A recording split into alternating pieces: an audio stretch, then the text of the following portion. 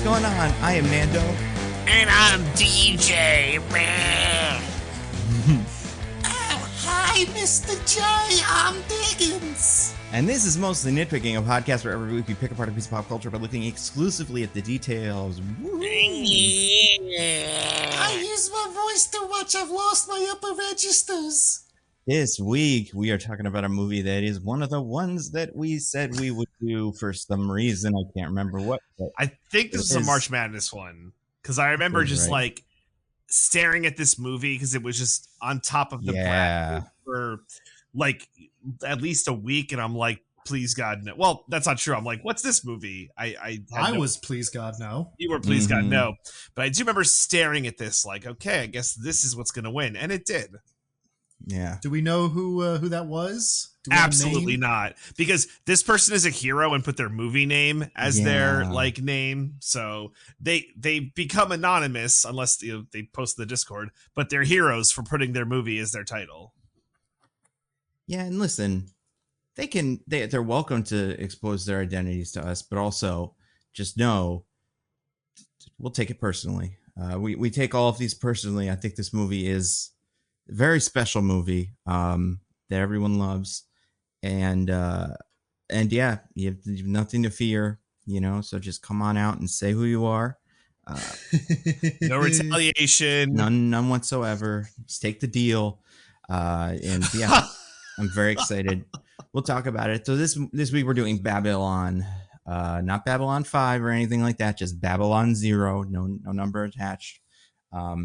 This is a movie that everybody kind of remembers maybe from a couple years ago. It is not incredibly relevant, although, Hollywood is always relevant, as some people that are in this movie would suggest. So let's pretend that's why we're doing it. I mean, the Oscars are coming up, so there's that. But before that was a famous Oscars flop. Yeah, I can't remember. Did it get anything? Is there any? I think it won a Golden Globe. That seems right. I don't think it won any Oscars. I think it got a couple craft nominations, like production design or something. Well, did I have to give them back afterwards? Maybe they will after this. Maybe they'll have, we'll see. Maybe they'll have a change of heart. But until then, we got to talk about, so the news of the week. Let's talk about Oscar stuff. Speaking of that, the Oscars are coming up, you guys, and they have to nominate people for them. They do? In fact, they've done that. They have to. Yeah, it's the rules. They could try. Do you think they could one year just go, no, nothing this year? Not really feeling it this year. Yeah, guys got to try harder next year, I guess. I don't know. But they'd just be like, I don't know. Who would definitely get a nomination? What's like one of the guarantees, like Pixar or whatever the Pixar movie is? Yeah, we'll give that one. But yeah, what did you guys think of a certain? Well, let's talk about a certain Oscar. I mean, Oscar darling, as far as people are concerned. Emilia Perez, a movie we have not seen and would not make sense to cover on the podcast.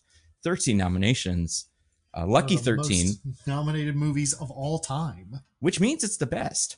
And that's what it means. I mean, it should mean something, It's like, how could it not at least be one of the best? But instead, apparently, not only is it not getting a lot of love because it has weirdness and is not great, apparently the stars in it are, one of them is also very interesting when it comes to thoughts they had 2 or 3 years ago on the internet. And it's so interesting that now they are a secret and will not be part of the movie anymore. Unfortunately, they play the character Emilia Perez, which is one of the main characters, even though, from what I have learned, it doesn't focus on them as much as you would hope for a movie about them. A lot of it is, not really framed through their experience. So it's going to be like near the end of BoJack Horseman when they released a DVD of the old show he used to work on without him. Oh. They just edited him out of the whole thing. That'd be great. Do you think, they probably don't have the technology. I mean, they do. They certainly do have the technology to AI a thing all weird. I feel like they probably would love that technology. But I think they'd also trade it for the technology to like go back in time and just, stop all the tweets from happening. It feels like it's more of a headache. What did you guys Yeah, I don't know. You guys think this is crazy, right? Is this the craziest part of an Oscars campaign that ever happened? No, it can't be. There must be something crazier. I don't know about Heath Ledger craziest. died that one time. I don't know what else he got. Like, I think it's the most a single person has ever done to sink a movie's chances at winning anything.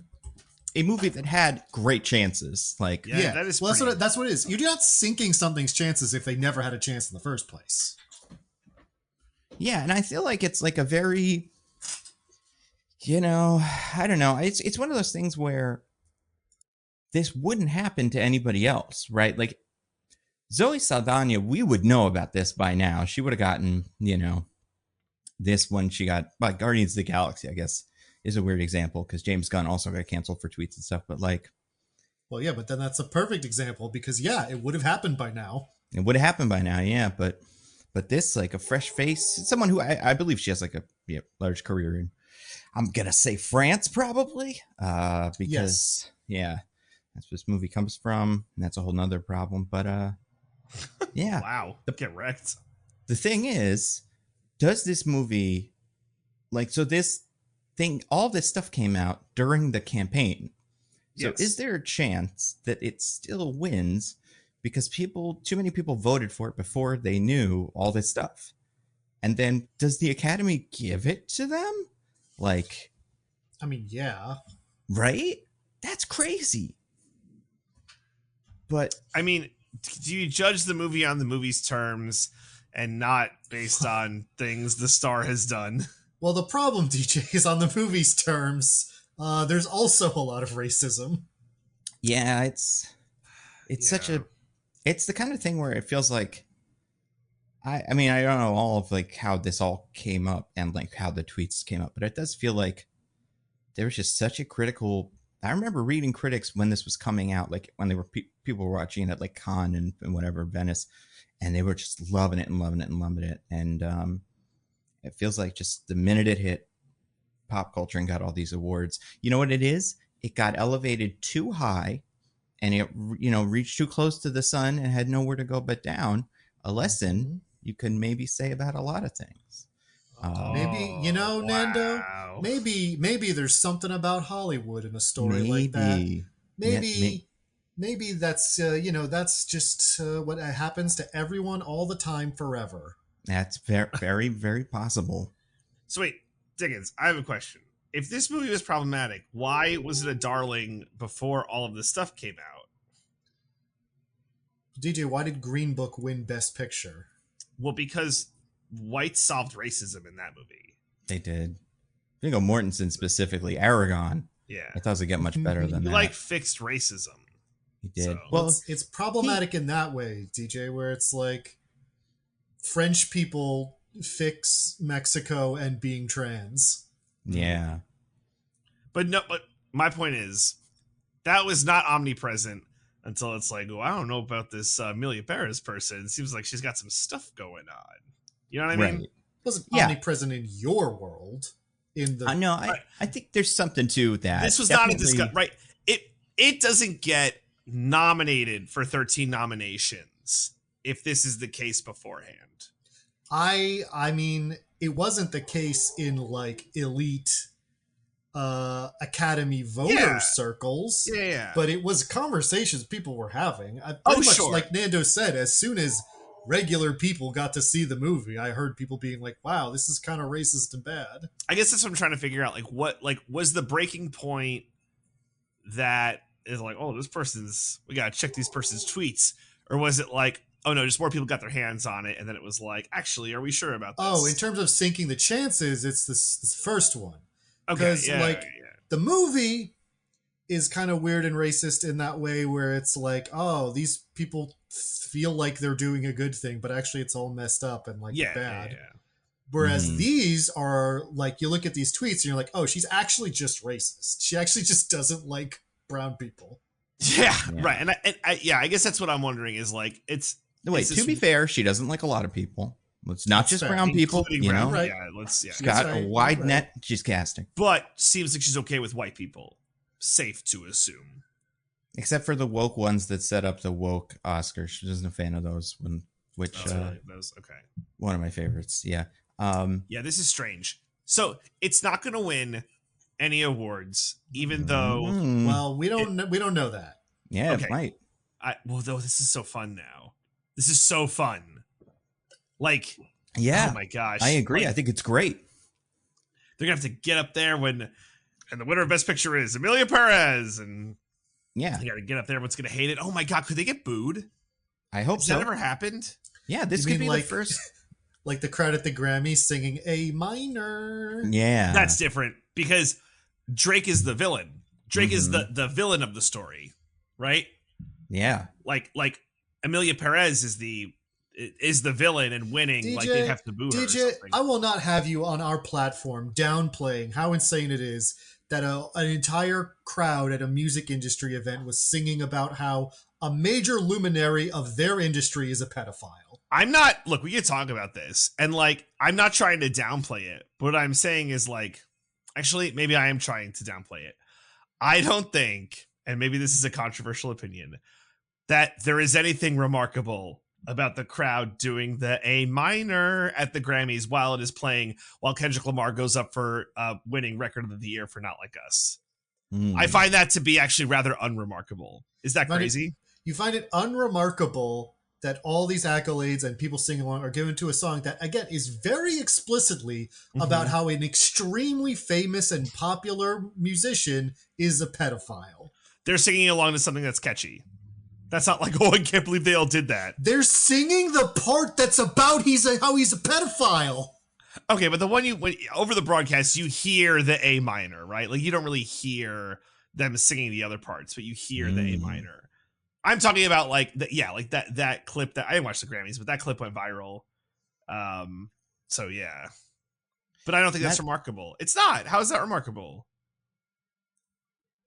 Because everyone is in agreement that this guy is a pedophile. Or they just like singing along. I was trying to explain this to my mom because we were talking about this, like, oh, Super Bowl halftime show. And she's like, oh yeah, the Kendrick Lamar. She's like, that'll be fun, I think. Da, da, da. I'm like, do you know about the Drake stuff? And she's like, what Drake stuff? And I'm like, have you heard Not Like Us? She's like, I don't know what that is. And I explained the whole thing. And she goes, well, like, is Drake a pedophile? And I'm like, we don't know. Like, yeah. Well, I'm trying to hear the standard. To a legal standard. Yeah. I said it's not. If I was making what could be a legally actionable statement, I would throw in an allegedly. Yeah, exactly. Right. But like, come on. Right. And I had to break it down like that. But I don't know. What was my point? Oh, yeah. It's like, this is just how the world is now. Drake took a big fat L. And he'll never recover. Although, guys, dropping like a new album in like a couple weeks, might recover. Oh, get ready! New Drake album. Might have some diss tracks. Talking about his other ones did so good at helping him win. But yeah, I just think people are singing along to a catchy hook. I don't think. I'm talking about that clip where they're all doing A minor at the Grammys. I don't find that to be remarkable. I think booing the Best Picture winner would be at the Oscars would be fucking insane. Yeah, cool. It'd be cool. They should do it. That would be crazy. I assume that's never happened. I assume nothing's ever won that's like they found so reprehensible that they're like, oh, I guess we have to boo him. No. In the moment, I don't think so. Yeah. Even Green Book, like afterwards at that Oscars, Spike Lee was like, I didn't like it, and like during the Emilia Perez win at the Golden Globes, I think Luca Guadagnino walked out. And I don't know if that was like as much of a statement as people were reading into it, but like that could now I'd be like, yeah, that would make sense if he did that. And then there was obviously Will Smith a couple of years ago where a lot of people were like, that was weird that they still gave him the award, even though he, hit a guy during it.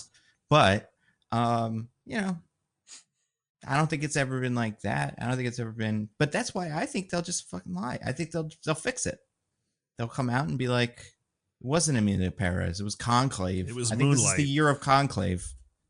Nando, you just said that they gave Will Smith an award after he assaulted a man on live television. That was way too late. It was already in the little envelope and it was already in the little suitcase, the PricewaterhouseCoopers or whatever. Like by this point, I think now they're going to start maybe looking at the votes a little differently and thinking about maybe we got to not give all the awards to the movie everyone hates. No way. It's not happening. This is great. No, this is a great conspiracy theory. I love this. Okay. Yeah. So who do you have making this call? Who's ordering the code red?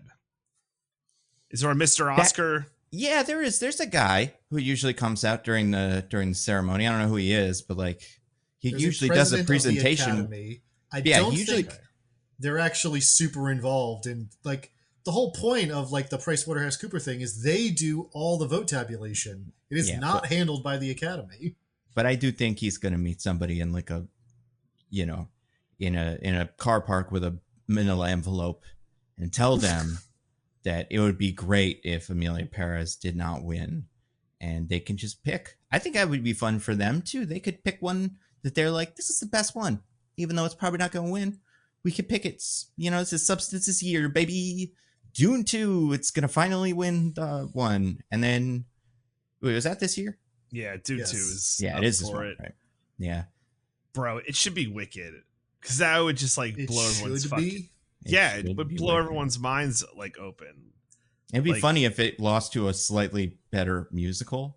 Like if it wasn't even... Yeah. Because then you can zero out a couple of things like... the social justice aspect of Amelia Perez. That wasn't what sunk it. It wasn't the musical. It was the individual star and all the weird transphobia. I mean, honestly, the real win would be giving it to I Saw the TV Glow, a movie that is not nominated, but just is like the better movie in that not genre, but in that what would you say, like that subject zone, but Or, I do think it's going to be Conclave. I don't know what to tell. I like that theory. Or maybe there's a lot of crazy stuff going on right now, but maybe, and I know this was also not nominated, but crazier things have happened. Just have it be The Apprentice. See if that could buy you anything, right? The show or the movie? That's right, the show. Because the show that would be something. Yeah, let's go with that. Yeah. No, Home Alone 2. Escape from New York or whatever that one's called, Lost in New York, where he electrocutes the guy and he turns into skeletons. Get Tim Curry an Oscar. I don't know if he has an Oscar yet. He's pretty good in that one. He must have an Oscar, right? No. For what? Yeah, what would Wild Thornberrys? Like, I like him a lot, but I wouldn't be convinced he has an Oscar. I gotta look what he's been nominated for. I wouldn't even be convinced he's been nominated. Yeah, for that game where he says "Praise," like that was pretty fun. Unfortunately, he does not have any Oscar nominations. Well, then he should get it for this year, and it should be for whatever. If he's still alive. Yeah, he's only 78. That's great. Well, then, yeah. What's the last thing he did? Is he retired? I mean, he must be. Must be. There are actors in their like 90s that still work. Yeah, but he's got to be like, I'm done, right? I haven't seen him in anything in a while. But I could also... Last thing he did was... a Nickelodeon fighting game. Yeah, right. Yeah. Amelia Perez. Fuck. Oh, man. He's in there. Yep. He's still doing some voice work. That's pretty good. There we go. Yeah. Over the Garden Wall. Did that. That's cool. He's the creepy grandma character in the one with the who eats the turtles in like the 8th episode, I want to say. I never maybe watched 7th. So. Well, that's good enough for me. He should win Best Actor or Best Picture. Supporting actor. It seems like what you were describing is supporting actor. And if for the Emmys, it would probably be like guest appearance or guest actor, whatever. That's true. That. Yeah, Oscars needs that. He hasn't done a movie for movies. If you're either supporting or you're lead, like, or an extra, and they don't have awards for that. Who would you give a best cameo Oscar to for this year? Guy who came in, did a full 10 minutes of work max, and was 10 minutes is not a cameo. 10 minutes is max, too long max. to be a cameo. But made one scene and they crushed it and everybody loved him. I think this is quite obvious, and you can't believe you're missing this. It's obviously Jamie Lee Curtis in Section 31. Oh, that was last year. That was this year, DJ. I'm talking about last year. Oh, damn it. Yeah, no. Come on, DJ. Too current. In the game. Yeah. I mean, I think there's some guys. There was, I don't know if either of you guys saw the SNL movie. Nope. But J.K. Simmons has a fun little pop in that. He's in one scene and he's very, very good. Does he play a guy who comes in and tells Lorne Michaels how cool and awesome he is? Yeah, he plays Milton Berle, and he comes in and is like, I should be doing this instead of these fucking kids. And then also, my penis is enormous. You show it. He shows it. So J.K. Simmons hangs dong? I don't know about hangs. It's one of those things where you like catch it for a second and you're like, whoa. And also it's probably not his dong, but nobody's perfect. I'm just saying, Milton Berle, famously huge dick. No, for sure. Just like Arnold Palmer. Both of them just like crushing it. Secret Brothers, maybe. How about Jesse Plemons in Civil War? That was pretty good. That was pretty good. That's kind of what I would want for this Oscar. Be like an incredibly memorable guy who's in only one scene max. I don't know. Can you guys think any other ones? This would be a good way to give it to old people too, who it's like we always wanted to give them an Oscar, but they're not very good anymore. Yeah, this is how Glenn Close could finally get one. Oh man. See, This is perfect. Yeah. I mean, I feel like there's got to be a couple Megalopolis stars that are just taken for one. Is there anyone who's only in one scene? I don't know. Now that I'm saying it, I can't think of one. That movie was bad. What? But but with time and perspective, maybe it wasn't the worst thing ever. Maybe it wasn't the worst thing of that year. No, not yeah, right. Well, I don't know. I think you can make the case, but yeah. Yeah. I'm looking at a list of them now. I really want to come up with one that's like home run.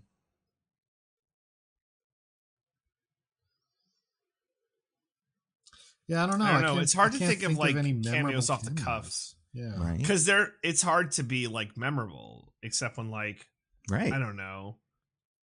Could it? I feel like it could almost be Chris Evans in Deadpool. Sure. Almost. I mean, right.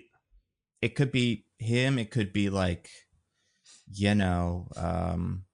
somebody else in Deadpool. I already forgot all the guys in it, but I feel like there were a lot of guys. Yeah, but like not a lot of cameos. Or who's I the would guy? Say Gambit counts as more of a character, whereas I think Chris Evans is a cameo. Yeah. So I would agree. Yeah, I think that's fair. And what about like Sabretooth?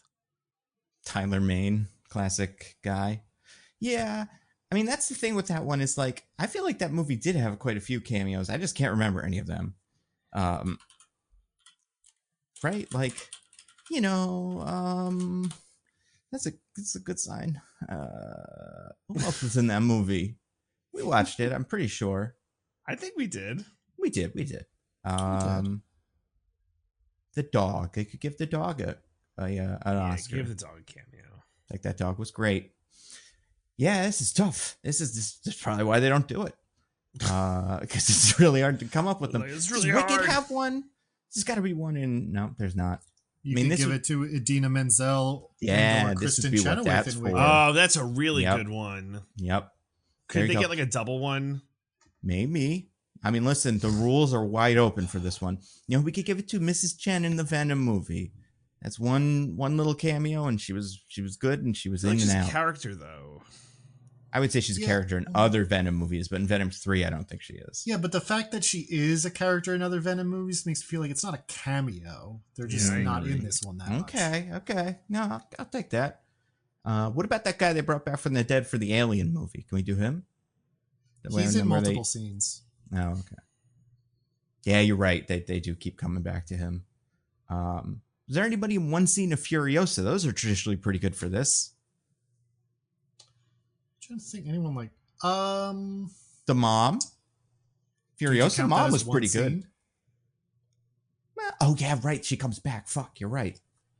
Well, she doesn't like come back. It's just the whole opening bit before. Yeah. You know what I mean? I guess if she only had the bit where she just tries to shoot guys in the beginning, I'd be like, yes, for sure. No, no. How about Kid Cudi in Trap, where he makes a face at that's a Josh really Hartnett good and is like, let's fuck. That's pretty good. I like that one. Oh one. my god, what the hell is that rapper name? I can't remember, but something preposterous. I'll tell you right now. No, I won't. This is Box Office Mojo, not IMDb. Anyway, you guys, other stuff, Fantastic Four. They're making a Fantastic Four, you guys. Oh my gosh. It's coming out the same month as Superman and Jurassic Park. If that doesn't save Hollywood, nothing will. Yeah, that's a hell of a is the name of Kid Cudi's character in that movie. So we all love that. The Thinker. The Thinker. That was it. But yeah, they're making a Fantastic Four movie. They put out a trailer. We watched the trailer. Mm-hmm. It's probably getting big numbers, however those are measured with TikTok and all that now. It's like, do you add them all together? Do you just assume everybody watched it 8 times? I don't know. But what did you guys think of it? It looks stylized. I think they really crushed that. The stylization feels weird to me. Because it's like this super like future retro 60s thing, but it's the modern MCU. So it's like, well, what are we doing here? I mean, it seems like they're on another planet. Like they're in a different universe. But what I mean is it's like, it doesn't feel like they went far enough.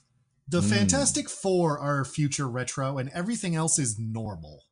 Oh. Okay. And I'm like, I don't know. Also, I think The Thing looks really bad. Really? I think The Thing looks great. I think he looks like a weightless cartoon. Oh. He's got a lot of weight. He's very heavy, in fact. You hear him go bump, bump, bump when he runs. That's a telltale sign he's a weightful man. You really don't like it, Diggins? I'm surprised. I really don't like the way The Thing looks. Interesting. Which is your favorite thing? The one where what's his name had to sweat to death in that suit, or the one from the movie we all hate, or this one? Sorry, I don't know how those first two are different. No, the one. What was the one? Who's the guy? The guy from The Shield?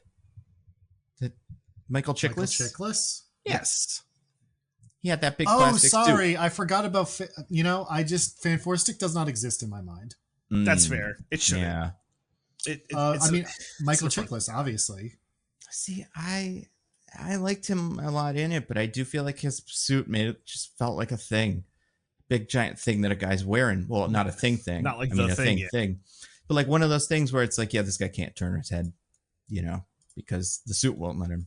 But I feel like this lets him emote a lot. It's beautiful blue eyes. It's a shame he doesn't eyebrow. use that opportunity then. He does. In the thing he does. He loves it. Really wrecked. Nothing against the actor. I just think the effects doesn't look good. Wow. Well, they've got 6 months to fix it. You guys heard that, Marvel, Kevin. Diggins. Yeah, Diggins not isn't a fan approved yet. But you got time. They probably have to do a couple of reshoots or something, but they can work this in maybe. I don't know. They could just have the computers do it, type in, make the rocks better. That'd be good. No, I think the rocks are good. You don't even need it. What else was cool? Galactus is in it. He's got a big old helmet. Yeah, pretty nice. They really showed that silhouette. Herbie's in it. We love Herbie. Herbie, the little robot friend. Damn it. Yeah, come on, dance. Wow. Pedro Pascal has the mustache. Still has a mustache. You can't shave it off like Henry Cavill or some shit. It's just like, fuck it. Mustache is here to play, baby. He looks like he's in it. And he's like, we have dinner at 7:00. 7:00, a little early for dinner for you guys. Where do you feel? No, at that's 7:00 an appropriate dinner? time for dinner. Yeah, no, that's a normal dinner time. Okay. I kind of agree. I don't know. You eat dinner at like 11:30. So yeah, I like 11:30 personally. I wish they had said that in the movie. I wish this could be a KFC thing where every movie they just go like whoever's watching it, they scan. This is why we have all this stupid data that's out there. And yes, they cannot make it so the movie scans your phone, figures out when you eat dinner, and then has Mr. Fantastic say that dinner time to make you agree with them. So they need to get on that. But yeah, it's really good. It's got all the guys. You know who it had? What's his name playing Santa Claus? John Malkovich. Wasn't that fun? Like that? Maybe it was a little Santa Claus in the dark. Ooh. Maybe that'll be next year's cameo of the year. Oh, maybe. He's great. That John Malkovich, What's your favorite John Malkovich movie besides this one? Con Air. Being John Malkovich. Con Air, pretty good. Being John Malkovich, also pretty good. Those are the only two I could think of. So you know what? Those are right up there for me too. Wasn't he in like a Three Musketeers movie or something? I'm gonna say that one. But no, it's Con Air for me as well. But you guys, speaking of movies, no planes in this one. Convicts, I guess. There's plenty of criminals. There's some people that should be locked up, if you ask me. Right, I agree. You could just end at speaking of movies. Well, speaking of the art of putting celluloid to the face of society. The greatest thing you could do, honestly. There's no higher calling. Yeah, but sometimes it takes a little bit out of you. We'll see, but it may not be all that great for some of us. Some people it's okay. But we have to talk about this week's, or whatever, 2 years ago's this movie, Babylon. 3 now. Yeah, this was the hot movie of 2022. Now, I think we can be pretty sure about this. Neither of you had seen it before today, correct? That's correct. I had. Oh, you had seen it. I saw it in theaters when it came out. I think Diggins was like, that. You guys don't want to do this. That's why I was against it, is because I had seen it and knew I didn't like it. Oh, I knew I didn't like it, but I had not seen it. I had heard things about it that I saw now for the first time, and those were horrifying. But I did not realize that. Well, Diggins, I think you're the IMDb's man. So do you want to take it away? Start some IMDbing on us. Absolutely. Don't IMDb on us. IMDb on us with the consent, like in the movie. Some people like getting IMDb all over you. Well, I think this movie shows that if you're a rich or a celebrity, you don't need people's consent to IMDb all over them. That's hey-o. But yeah, so guys, we play a little game around here. A little game called the IMDb B as in spelling bee, where my two esteemed co-hosts have to try to guess what the IMDb summary for this movie is. Now, you might be asking yourself, where does IMDb.com get those movie summaries from? Well, I will tell you. At the fortune cookie factory, where they have to print out all the fortunes that get put in the cookies, sometimes they get the fortunes are a little too long and they have to snip off pieces of them. And so they end up at the end of the day with a basket full of all excess letters that got snipped off of fortune cookies. Now, what they do with those is they box them up and they ship them to John IMDb, who pays a yearly fee to all the fortune cookie factories in the world to send him all of these extra letters. And then what he does is he goes to a warehouse that he owns. He covers the entire floor in glue, and he gets up on a catwalk and he dumps all of the boxes on the floor. And as they go, they like rain down, they stick to the floor, and they spell out a bunch of words that, whatever those words are, he writes them down, and those are the summaries for the movies that came out that week. Wow. Okay. Yeah, it's when you think about it that way, it's really amazing that as many of them are like coherent as they are. Yeah, it's more amazing that the fortune cookies are coherent, considering there's extra letters left over from sentences or certain words that just get cut off, and it's like that completely changes the fortune. But we'll never know, it's a wild process for everyone involved, but that's exactly how it all works. Wow. So I have the extra bits of fortune cookies. I just remembered we're going to have to do it. Damn it. For this movie. Oh, shit. All right. The stakes have never been higher. And here's what I'll say. It seems like the like snippet of words that John IMDb took out from this one were really playing it safe, being very general, extremely general about what happens. Oh, right. God. Okay. Well, as last week's winner, or no, last week's loser, TJ, right? You get to decide. You want to go first or second? Loser. No, it was not. DJ was last week's host. Nando, you were last week's loser. Yeah. Oh, yeah, that's right. Okay, I'll go second. DJ, go get him. Tiger. Fuck me. Okay. Yeah. What are you in this movie? All right. Follows Riley. No. Yeah. Follows Raleigh. Follows Raleigh. Okay. If only. The story of 3 different characters as we see their rise and fall through the golden age of Hollywood with that's it. Just before I dig myself any deeper. Okay. I'm going to say a starlet and let's say wannabe starlet and producer have an adventure of a career through Hollywood in the 20s and 30s and the craziness therein. And I love it.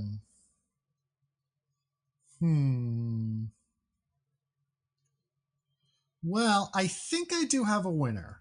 Okay. I was looking through some trivia earlier, and I don't think I really have a good tiebreaker. It's like, fuck it, I'm not doing it. Yeah, the name game would be tough with this. Do you guys want to try to guess what a billion actors? Are you guys want to try to guess what early Hollywood actors inspired most of these characters? You don't know any of them. I'd rather kill myself. Yeah, I don't know. So yeah, I'm not going to do that. That's not fair. I would rather kill myself. I would rather, like, I don't know, lick the side of a tree. Yeah, I would definitely rather do that. I mean, it's a little unpleasant. It's not that bad. bad. It depends on the tree, I guess, and the city where the tree is, or the nature. Yeah, where the nature around it. Anyway, I'm going to give it to DJ. Oh no, Nando, your choice 25 is just not there. Nando, yeah, too specific. Critical error. Wow. Oh, so happy I don't have to. I'll see you guys later. I'm gonna take the night off. In particular, hold on, DJ. You still gotta listen. DJ in particular did one thing that I think really put him above you, Nando, and I'm gonna read it, and so you'll probably be able to hear what that one thing is. A tale of outsized ambition and outrageous success. It traces the rise and fall of multiple characters during an era of unbridled decadence and depravity in early Hollywood. So the big thing is, Nando, you mentioned what some characters in the movie are. DJ just said, there are characters in this movie. And that's what the summary did. It was even vaguer than DJ's. I think DJ said there were 3 characters. I did say there were 3 characters. Yes, DJ was also a little too specific, but you were less specific. So I'm giving it to you. My goodness. I'm so sorry, Nando. You got to start winning these, man. I mean, I won 1 this year, so that might be it. Gonna have no shot at Mr. Nitpicking or whatever. No, I can't make it a 2. Well, I won't either because I don't know of sports, and that's an unusually large part of it. It's important. So, DJ, as the winner, what did you think of Babylon? Oh my God. Okay. Babylon. Baby lawn. Oh. Well, this movie has lawn in it. Now watch out. One letter away from bad stuff. So I don't know if Nando's going to bring this up, but early on in the movie, there's a scene, like a very spoiler alert for all the people that don't want to know what's going to fall on what. You know, I think we got to put that out there. I'm going to have a couple spoilers. There's a very graphic scene. What fluids end up on who? Yep. Oh God. There's a scene of just like a graphic scene of an elephant shitting everywhere. And you see the elephant shitting and the elephant shitting all over everyone. And you see its butthole and you see the elephant shit coming out of the elephant butthole. And it's very graphic and it's very horrible. And that's a lot of how you feel watching this movie is just like an elephant shitting on you. And then very, very late into the movie, a character kills himself. And you're like, wow, that's this whole movie. Is an elephant shitting on you and then someone killing themselves. Wow. This is a disaster. It's a disaster of like epic proportions. It's I'm so torn because the movie has actors in it, like good ones, like actors where you would look at them and be like, that's a good actor. Actors who've won awards. And they're giving, I'd say, decent performances. I don't think anyone's like giving in a terrible performance, but like the what is going on is so insane and disjointed. And it's 3 fucking hours. I don't know. For me, it was hard not to compare this movie to Megalopolis just because it was like, oh, we're doing like the auteur thing with a long movie and blah, blah, blah, blah, blah. And like, I was trying to figure out which is worse. And I'm like, it doesn't matter. These are both just like horrible pieces of cinema that is the length of 2 movies. You know, you could watch like Flight Risk and, you know, Back in Action or whatever. You watch Flight Risk twice. Well, that's what I'm saying. You watch Back in Action and then Back in Action again. You just to like pick up on the Back in things Action you missed. and then Flight Risk. You watch those, DJ, or you watch this thing. You have postulated a scenario in which I genuinely don't know, which I'd rather do. I'm telling you, man, it's crazy. This is such a horrible thing that happens. I don't know. We'll get into the story stuff and why. I don't want to say like the movie doesn't make sense. I mean, it doesn't, but like, there's just like these scenes in the movie, and especially early on, that are just there to make you go like, oh my God, I can't believe that thing with the snake or the little guy with the fucking giant penis, inflatable penis. Like, I don't know. It really turns you off by like, I don't like what I'm watching. And then there's scenes that have exposition and are moving the plot of the movie forward. And you could see it. You could be like, there is a movie here. But like all this bullshit gets in the way of the actual movie. And we don't know who to follow. And we spend way too much time with one of the characters. And it just feels very disjointed when there could have been like a nice, succinct movie with a love story and a point and something good. But it's just mired in elephant shit. So that makes it bad. And it makes me sad that I had to watch this. So I hated it. And I don't want to say I'm mad at the listener who made us watch this, but I will say you're a dead man. I mean, or woman. But that's true. I guess non-binary, you never know. If the point of this is to reward our listeners for doing a thing well, and it's most of the time sports, sometimes it's movie, then and this is what we get, okay. That's fine. I guess, you know, we are defined by our choices, and it's led us here. So that's what I think. What about you, Nando? I hate how long it was. It was so long. It was like 3 hours long. It was a movie that like, okay, I didn't hate this movie as much as you did. I don't even know if I hated this movie. I do have like what feels like a allergy to Hollywood schmaltz, and like specifically like, wow, film cinema isn't that important. Now this movie, I would say, tries to have it both ways, or like tries to take a nuanced stance on it, and I think that's fair. So I think for some people people would say like, well, that's not what this movie is doing, and I think I know, but I also think this movie is like, I don't think Damien Chazelle, having made La La Land and this, can like not that can't be at least kind of what it's about like, wow, isn't Hollywood important? And for that reason, I just could not love it. I found the bits of it that were interesting to be interesting, like the individual scenes I found interesting. I do think that like I liked the drama of the production stuff way more than any of the back of house or any of the party stuff, which is a shame because during the second half of the movie they just stopped doing that first thing and just all parties and chaos and all that stuff. And I'm sure there's something to it, like story wise. But this does feel like a Broadway show for me, where Act 1 out of 2 is the one that like had all the stuff I liked, and then Act 2 is just like everything gets worse, and it was kind of a bummer. I do think all the actors in it are pretty good. I think there's lots of guys. I think the camera work is doing a lot of fun stuff. It's very exciting. I don't know how they did, like, not like I don't know how they did, but it's like, wow, they got a lot of guys for that shot. And I thought the production design was nice. I like the main guy. I don't know too much about him besides Diego just Calva? Yeah. What else would people recognize him from? Anything? Is this like his first thing? It's not his like first thing. I think it's his first major thing. Oh, he was in that Bird Box movie, the spinoff of Bird Box in Barcelona. Yeah, I remember that one actually. It's Barcelona. It is Barcelona. Don't say it. Or well, no, that's not how Bird Box works. Don't look at it. Otherwise, the Bird Boxes will get you. You ever watch Bird Box? You guys? No. Was it the Sandra Bullock one? Yeah. They made us. It was incredibly popular because Netflix pretended it was, allegedly. But they, did another one that just takes place in Barcelona. Feels like a lot like Quiet Place Day One, where like it took them a couple of movies, but they figured it out. And he's the main guy in that, or at least he's one of the main guys. I can't remember. Anyway, I liked him a lot. I thought it was good. I thought Margot Robbie was fine. And I thought Brad Pitt was fine, even though he, by all accounts, sucks. And like, I don't know too much about him, but I know we don't like him anymore. And I wasn't thrilled when he showed up here because I knew we were getting Margot Robbie and this other guy, Diego Calva.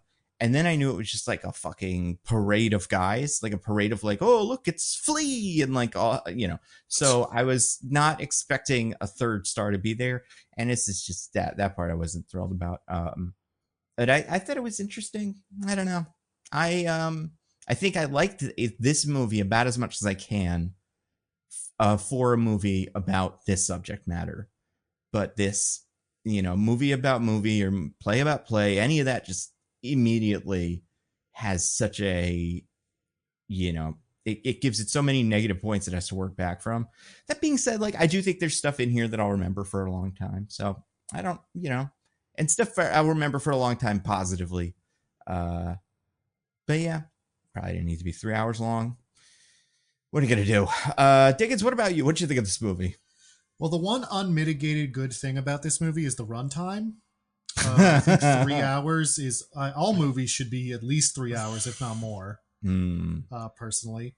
I think when movies are shorter, that's bad and stupid, and no one should ever make a movie under 3 hours. Oh, my goodness. Wow. Well, lucky brave. You. Some people refuse to. So you can just watch all their movies. I feel like we're going to get a 4-hour movie next year. Good. But like, yeah, I don't know which one it'll be, but it's probably cooking. How long is Brutalist? Is it 3 hours and 30 minutes? Yeah. So we're going to get a 4-hour Best Picture nominee in the next year or two. Who will be the first right thing the Academy's ever done to nominate that movie? But, oh, Diggins, you didn't know that the person from it just said a bunch of really horrible things. Oh, no. Never mind. No. It was a mistake. The Academy just can't get it right. That's it. Anyway, as I said, I have seen this movie before, and I don't like it. Here's the thing. Unlike Nando, I don't hate things that are about the thing that they are. I think that can be interesting and fun. Or like revealing, like it can also be very self-indulgent and like egotistical. However, I don't think that's necessarily the problem with this one, although a little bit is. I think the problem with this one is that ultimately it doesn't have anything interesting to say about that. It's like, man, Hollywood. Sometimes, You go there and it's bad for you. And it's like, yeah? Do you have anything more to say about that on the subject, Damien Chazelle? And the answer is not really. Well, no, that's really. Not fair. Then he's like, also, sometimes there's racism. Yeah, there is some racism in this movie. But don't think about that one too much. I keep forgetting about that one. Yeah, well, we're not going to focus on it. But it's there sometimes. Oh, yeah. And an even worse thing than racism, anti-New Jerseyanism, which I will not hide. That was also really very upsetting. And then the other thing is a thing I understand, which is that the like really like gross out like puerile stuff in this movie, the elephant shit parts of it, of which there are many. I would say it's somewhat front loaded with them. So if you only watch a little bit of this movie, you're going to get about half of them, 20 minutes in. Maybe a third of them. Yeah. I guess preferred it later, not all in the beginning. But I understand the idea of it, which is to like sort of replicate the sort of like shock value of like what early Hollywood was supposedly like. Although actually this is kind of a stereotype and it's not really true that like early Hollywood stars were partying all the time and like having orgies and shit. They weren't peeing on each other just all over the place. You sure? Well, I mean, I was saying this movie is a deliberate exaggeration, but it's a deliberate exaggeration of something that's also not really true. They were peeing less. It was less pee, but it was happening in that same situation. It was just more of a trickle, But but yeah, I get the idea. And if it was doing something interesting about that, if it was like trying to say something about that sort of like hedonism or libertine value and like that passing of that era of Hollywood, I'd be like, all right, well, that's something. I don't necessarily like that have to watch a girl pee on a grotesquely obese man. But I understand that you're going for something and I respect that. But like, it's not. Again, it's just like Hollywood. It's messed up, isn't it? It's like, well, yeah, but I didn't need you to tell me that. So ultimately, I hate the like puerileness of it. I hate that stuff generally. I don't like gross out humor or things like that. It's just not to my taste. And then the rest of it is kind of equally as sort of shallow, where it's just like everything that happening is a very bog standard rise and fall Hollywood story without like really doing anything new with it. And I feel like if you're going to be taking big swings like this, you've got to be doing more than a bog standard story for me to like accept that. So that's why I don't like this movie and why I think it's pretty bad. Not because it's like incredibly terrible and like megalopolis levels of like utter incompetence on screen at all times, but because there's a glimmer of something interesting and there's like scenes that kind of work or like almost sort of capture something, but then like the whole thing is just bogged down and like ultimately goes nowhere. And I just end up really disappointed. Also, it's basically doing what Hail Caesar did a million times better, like years beforehand. So yeah, there's that. But hey, that's what we think about the movie. Mm-hmm. What about what we saw about the movie? Yeah, let's do that. Well, you guys, as the loser, even though I was, I did okay. I think I would have gotten my one bit of trivia for this movie, which is I wasn't preparing for this, but is a fun piece of trivia. Do you think you guys recognize the? I don't even know if Diggins would, but I think DJ would. I don't know what he is, assistant director or something in like the movie in the middle of the movie that Margot Robbie's doing. Oh, he's in A Wolf of Wall Street. Oh yeah, for sure, he is in that as well. But. You know what other famous director he has played? I believe. Who? I need to check this, so I could be way off, but I think that's him. Whomst? He plays a character I believe is named Bork, who is the Zack Snyder of the Boysiverse, who directed the Bork cut and like is a big deal. And he shows up a lot in the show. Although spoiler alert, I think he exploded at some point, so I don't know if he's gonna show up that much more. But I saw that guy and was like, "Ooh, that's filmmaking, baby! You got Bork." I don't know which one of these he had done first because probably was around the same time. But this movie we're gonna was talk December 2022, right? And like I'm thinking he was maybe a season 2 The Boys character, so I don't know, in the same ballpark. He got his name out there, and I like that guy. I feel like he pops up in a lot of stuff. Let's Google what his name is.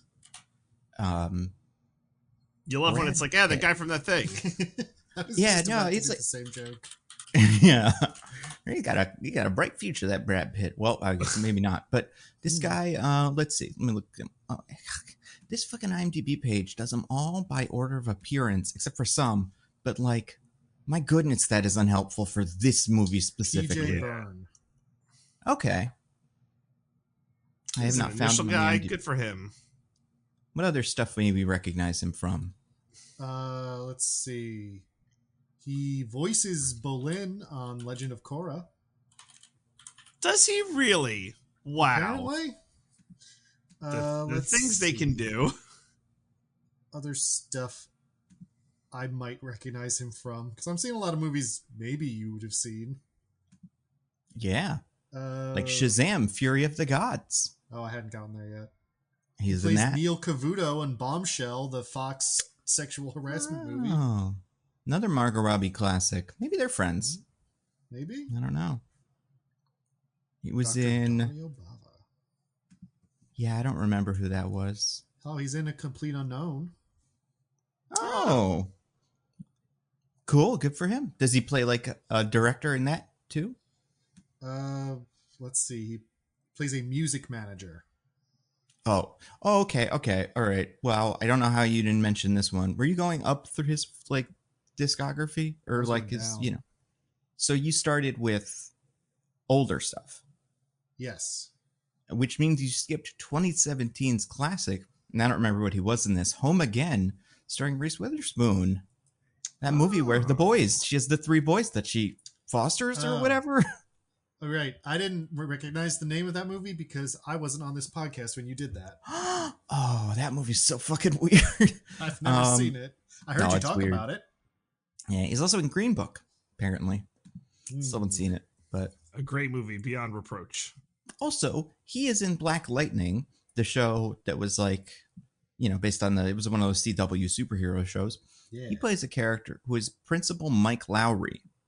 Which is one of those names that I don't think you can just name a guy without me going like, wait, is that supposed to be because of Bad Boys or something? Like, are there other Mike Lowrys running around?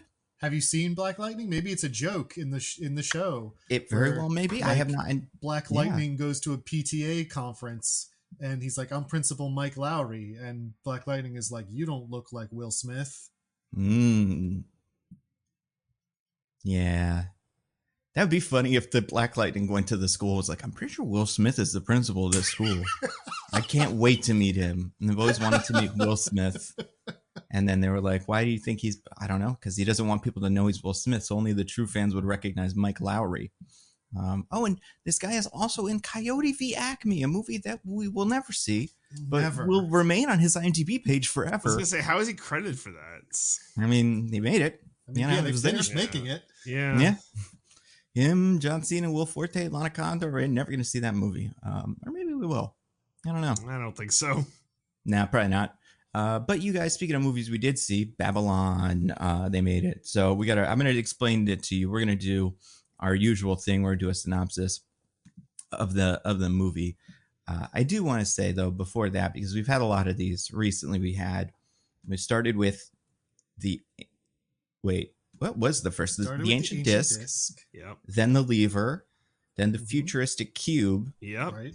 And I checked, but I could not find any of those. I don't know what happened, if they've been replaced, like someone's doing that, or if they just disintegrate after one use. And I wanted to use them, but I can't.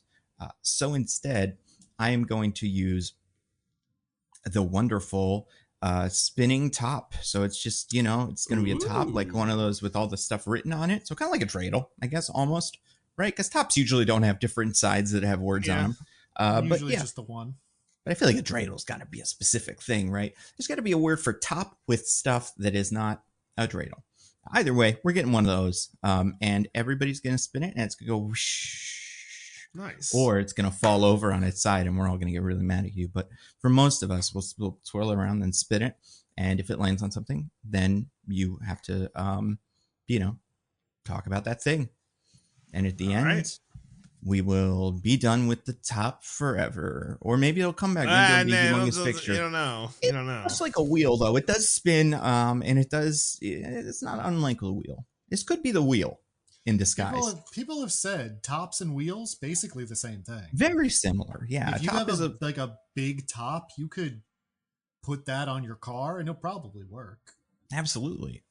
Like one of those flying machines, remember those things that like Archimedes would invent, and it would have like wings and a big thing, and you'd be like, awesome. Yeah, there's a name for that. I can't think of it.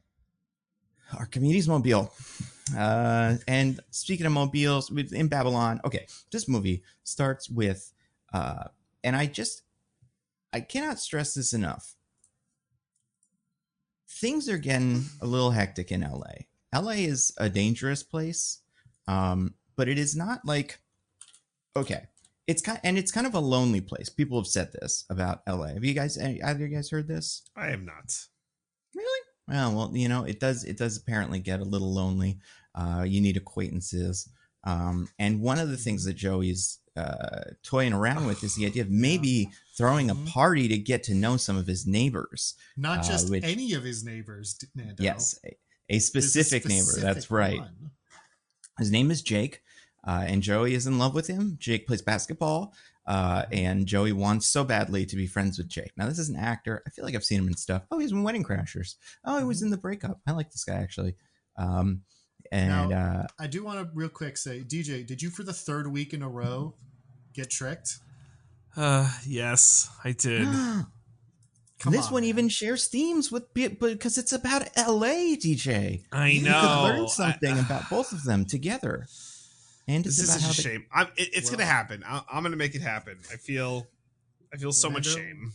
We better pretty quickly go through this Joey episode then, since honestly, one of my favorite. Are the only ones committed. Yep. This is Joey. I want to learn. I mean, yeah, I think you would love it. Because Joey he's living with his stupid whatever nephew. And he just can't catch a break. And he doesn't have any friends, but he finds this guy, and he's like, "This guy can be my friend." And he's I used to have friends. Life was so good for me when I had friends, and now life is not good because I don't have friends. They don't actually do this thing in the episode, DJ. I'm doing it. Well, they kind of do, though. I feel like I can't remember because I have watched a couple of them since the last we spoke, so some of them are bleeding together. But I do remember at one point him being like, "Oh, my friends, they grew up and had kids, and I just still was me." And that was in episode 1.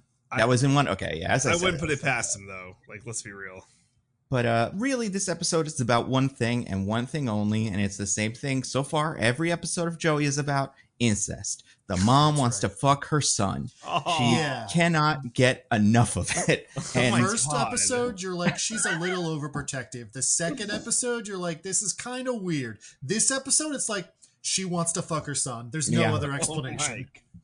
Those damn East Coasters, they're crazy. Because what happens is, Michael, is that his name, the kid? Joey Jr. He has a friend who is another nerd who always one-ups him and stuff. And this guy's like the chief nerd. I think this guy's also on Big Bang Theory. I think he's a main character on Big Bang Theory. Like, I think the Joey nephew is like a recurring character. Yeah. If he's not, they should get him. He's gonna be perfect for him. And this guy's like, they go through all their long achievements, and the really tricky part is this guy even has a girlfriend now. So like, he's one up in Michael in that department too. So then they suggest, well, what if we pose as your girlfriend? Like, what if we get you a fake girlfriend? And this is when the whole crew is there. Andrea de Matteo, who is his mother. Not Jennifer Coolidge. Oh yeah, right. Jennifer Coolidge. I can't remember if she's in this one at all. She's not in this episode. Yeah, very. I mean, good for her. But because she's in a couple of them. I mean, she'll be in one of my favorite ones coming up. But yeah. Oh, I can't wait. Looked ahead. I only watched episode 6. Oh yeah, this is the one where I was like, "You're in this show," and then I actually remember watching that episode on TV because I did watch a little bit of Joey when it came out. Anyway, so the Dre DeMatteo is like, "I'll pretend to be your girlfriend," and then everybody's like, "That's weird," and Dre DeMatteo is like angry that they don't like immediately jump at this because of the insane, like implications of it. Almost so far as going like, look at my young body. I got a young, tight body. And it's what they end up doing is the landlord neighbor, whose name I can never remember. Annie? I feel like they go back and forth on calling her Alexis and Alex. So right. Yeah. Alexis is like, I'll do it. My husband, who at this point in the show might as well not exist, is out on business. Never shown up. And like, I can do this because I'm really smart and also kind of a lawyer. That isn't like brought up yet, but that will be a part of it. I mean, it's been brought up in the show. Oh, right. But like, she's not pitching that as a skill set for this, but that will become a big like selling point later. So the guy comes over and they have the big party. He brings a girl. She's kind of, vacant generally, but seems nice. But then they start realizing doe-eyed look about her. Yeah. And they realize that, hey, what was the thing that tips him off? Do you remember? Well, they were like, oh, he got her some meat, but she's a vegetarian. Oh, right. Yeah. She doesn't know about his asthma, even though he has constant asthma attacks. They're like, they don't seem to know each other super well. So there's that one. There's also a joke about Star Wars, or like they ask her rapid fire 8 question. After they start getting suspicious, the nephew yells out to her, "What's better, Empire or Jedi?" And she's like, "Huh? What?" And he's like, "No self-respecting nerd would ever date a woman who doesn't have opinions on Star Wars." Wow, what a fucking jerk. Ugh. What a loser. I know. This is right as the prequels are still going too. That's right. This is the talk of the town. So then they decide, well, we got to prove that this is fake. And this is where the lawyer thing kicks into gear. And Alexis like grills her like an attorney. And this is the most I've ever liked Alexis in one of these episodes. Yeah. I think she was pretty fun. It gave her something to do besides just be kind of, timid around the rest of them. Yeah, just be kind of normal. Yeah, because that's not as fun. At the same time, Dre DeMatteo is trying to flirt. She shows up at the party, by the way. If you thought we were done with the incest, we're not. She shows up at the party uninvited or like unprompted, pretends uninvited, but right, like, yeah, not invited to do this thing. Yeah, not invited to do this. Pretends that she is an ex of the boy and of like her son, yeah, and yells at him for breaking her heart and leaving him. So she had to be involved in his fictional sex life. This sounds nightmarish. This just sounds pretty wild. It's so weird. I guarantee you it's not going to stop, at least as far as I've gotten. There's at least hints of it. I do think the bit where she is mad that he will not see her as a dateable object in the beginning of this episode might be the worst it's been. But yeah, they eventually find out that both of the girlfriends are fake because they're both just so, I respect you and I want you to respect me and all that stuff. They learn to be themselves. Also, the guy who Joey is in love with, and like, I say in love with, but like, that's the bit is he keeps going like, ooh, Dan's coming or whatever. Jake, excuse me. He starts flirting with Dre DeMatteo a little bit. Dre DeMatteo gives him a number. And then as he's leaving, he's like, "Hey, Joey, you should come play basketball with us. You're pretty cool." And Joey's like, "Yeah, man, I won." Oh, also a really weird, nerdy guy who is part of the crew. I don't think he's introduced in this episode. I think it's from the last episode. No, he's introduced in this one. Is he from? This is his okay. First appearance. So this guy is another neighbor who is a massive fan of Joey's, and Joey wants nothing to do with him because he is a weird nerd. But because Joey is kind of a nice guy, this guy manages to kind of weasel his way into the party and stuff, and like does live there, and that's what the party is. But you could tell Joey wants Jake and not this other guy. But then, as Jake is leaving, inviting Joey to basketball, he throws out a little piece of paper, and Joey's like, "What's that?" And it's his sister's number. And he's like, "What are you doing? Didn't you get this girl's number before?" And Jake's like, "Yeah, but she sucks. I think she's in love with their son." He doesn't say that, but like that would be a good enough reason to throw that paper in the trash. That's not what he says. It should be what he says, but it's not. Yeah. He's just a shitty guy who's like, "I don't even need girls like her. She's a real..." I don't remember what he says, but he's like, basically, she's so trashy. I thought she'd do a one-night stand, but right. since she won't, she's not worth buying dinner for. Oh my That's God. right. Yeah. Yeah, it actually is pretty shitty.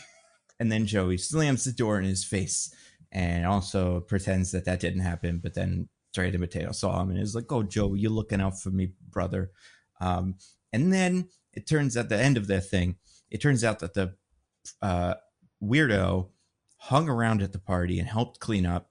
And Joey is basically like, "All right, you can be a friend on like a, on a trial basis." Yeah, like you could get a little bit of friendship, but we'll see. Specifically. And this guy's like, "Oh man, I've got all the Joey or whatever Drake Ramore stuff, and it's gonna be so cool." And then that's it. And then there's also a little bit of stuff, I feel like, between. I'm trying to look at this now. I can't even remember what they're saying.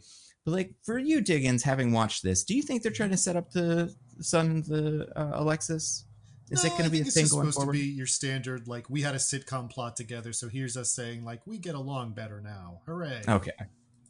As I wasn't sure where we were going with that. And I feel like she has a husband, but I know what actor plays him. And I haven't seen an episode with him yet. I think it's the next one that I haven't watched. And like, I think he might be a bad guy just based on the fact that it's Matt Lecter. So like, I wouldn't be surprised if they do. He has the same last name as Hannibal. I think it's his dad, which is, I know, and that's crazy. Where's Silence of the Lambs take place? Is it also in California? I don't know. I couldn't tell you.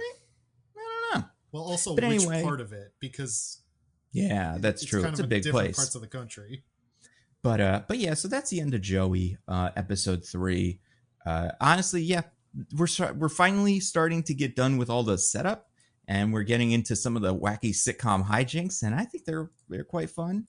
By the way, the friend is his name is Howard. He's played by Ben Falcone, who, if you've seen him from a million things, because he is very famously what is her name, Melissa McCarthy's husband, and tends to show up in whatever she is in.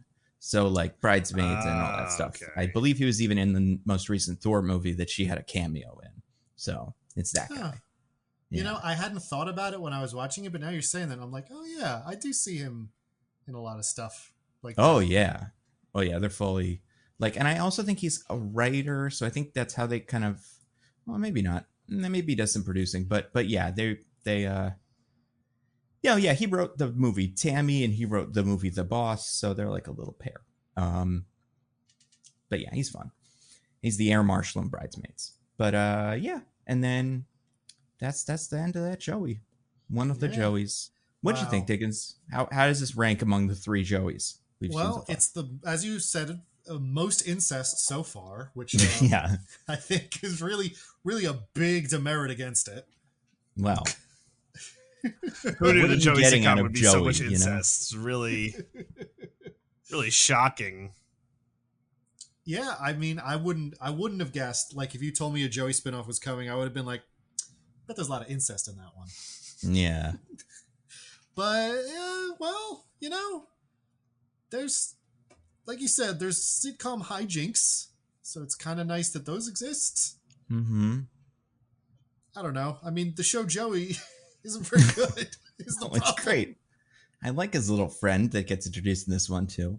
I do think part of the thing with Joey and the incest is, like, I have a feeling there were 2 different writers. There was a writer and a producer, and the writer was like, I've planned out all this Joey stuff. It's going to be great. And then the guy producer's like, remember, Joey has to fuck everybody. And then the writer's like, but it's just his family in the show. And then they both looked at each other and went, wait a second, this can be about that secret show we've always wanted to make. And then it became the incest show. But just because Joey is Italian, he loves family, but he is also a sexy guy. But like, the wires got crossed there, because Drea de Matteo doesn't have incest with Joey. She has it with her son.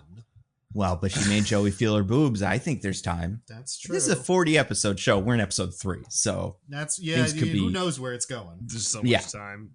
We could be in a completely different universe by the time this is over. But yeah, pretty good, Joey. All things considered. But let's talk about Babylon instead. You guys want to get to Babylon stuff? No, I would love that.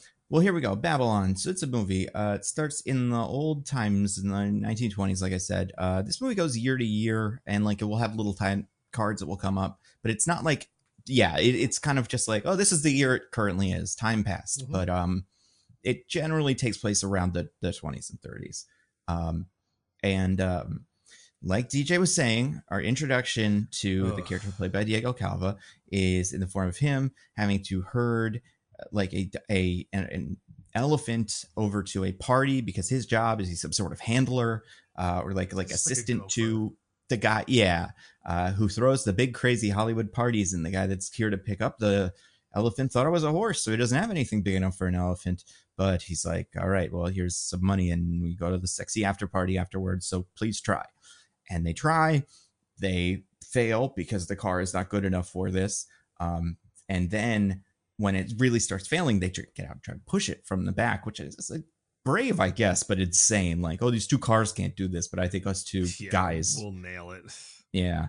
And like DJ was saying, I don't know if this is because the guy is messing with the nose so much or just because it's going to happen.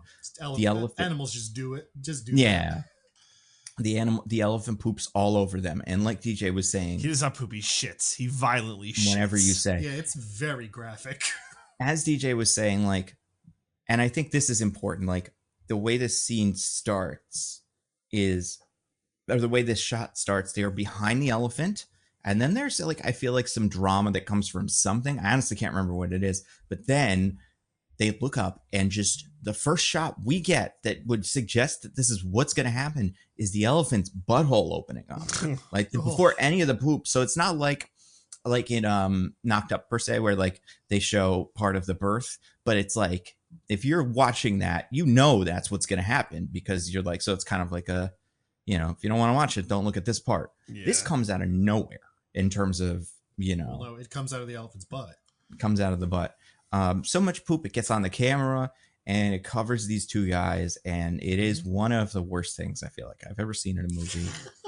I don't know. You guys hated this too, right? Yes. I feel bad for the actors who, I don't know what they actually used for the shit, but like this wasn't shit. Probably not shit. Yeah, well, that's what I'm saying. Like they used, I don't know, pudding or whatever, but like it looks very unpleasant from a practical effect perspective.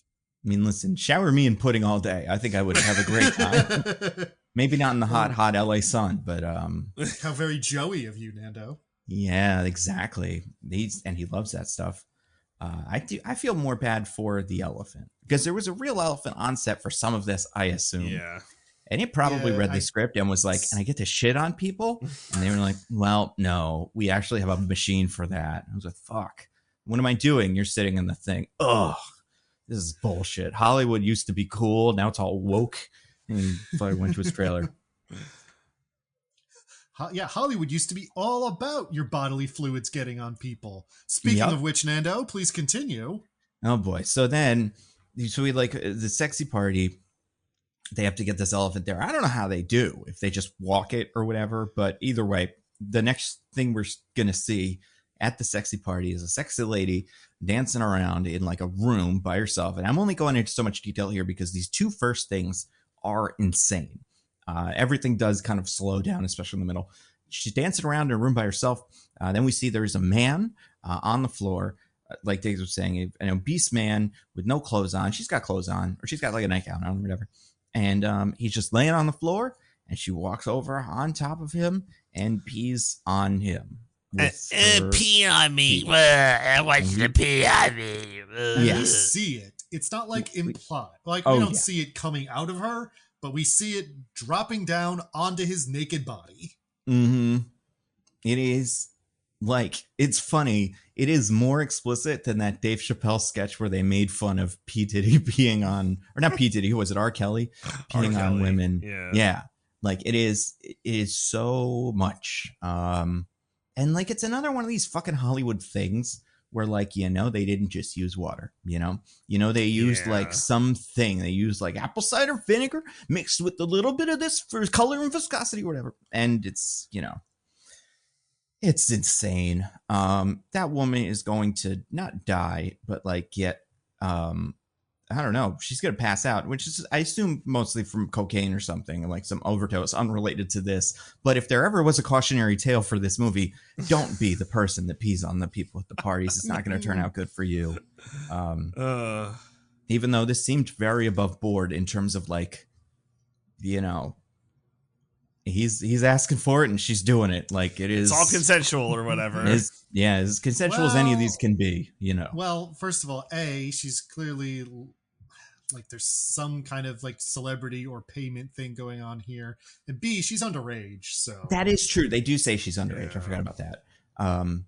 And she is also a movie star. We'll learn eventually, or an actress at least, or she was going to be. Yeah, she's gonna have. They're all stars. And you know who's the biggest star of all of them is Margot Robbie's character, who is from New Jersey. How do we know she's from New Jersey? She crashes her car into a thing. And you're like, that must be a New Jersey person right there. The character's name is a name that I cannot remember, even though Nellie they say Leroy. It a billion times. Ellie Leroy, yeah. Nellie and, with an N. Oh, Nellie Leroy. The Leroy is important because, you know, it's a made-up little stage name and it's fun. It's French for the king. Now, is she... you said she was based off of someone, Diggins? She is kind of based on silent film actress Clara Bow,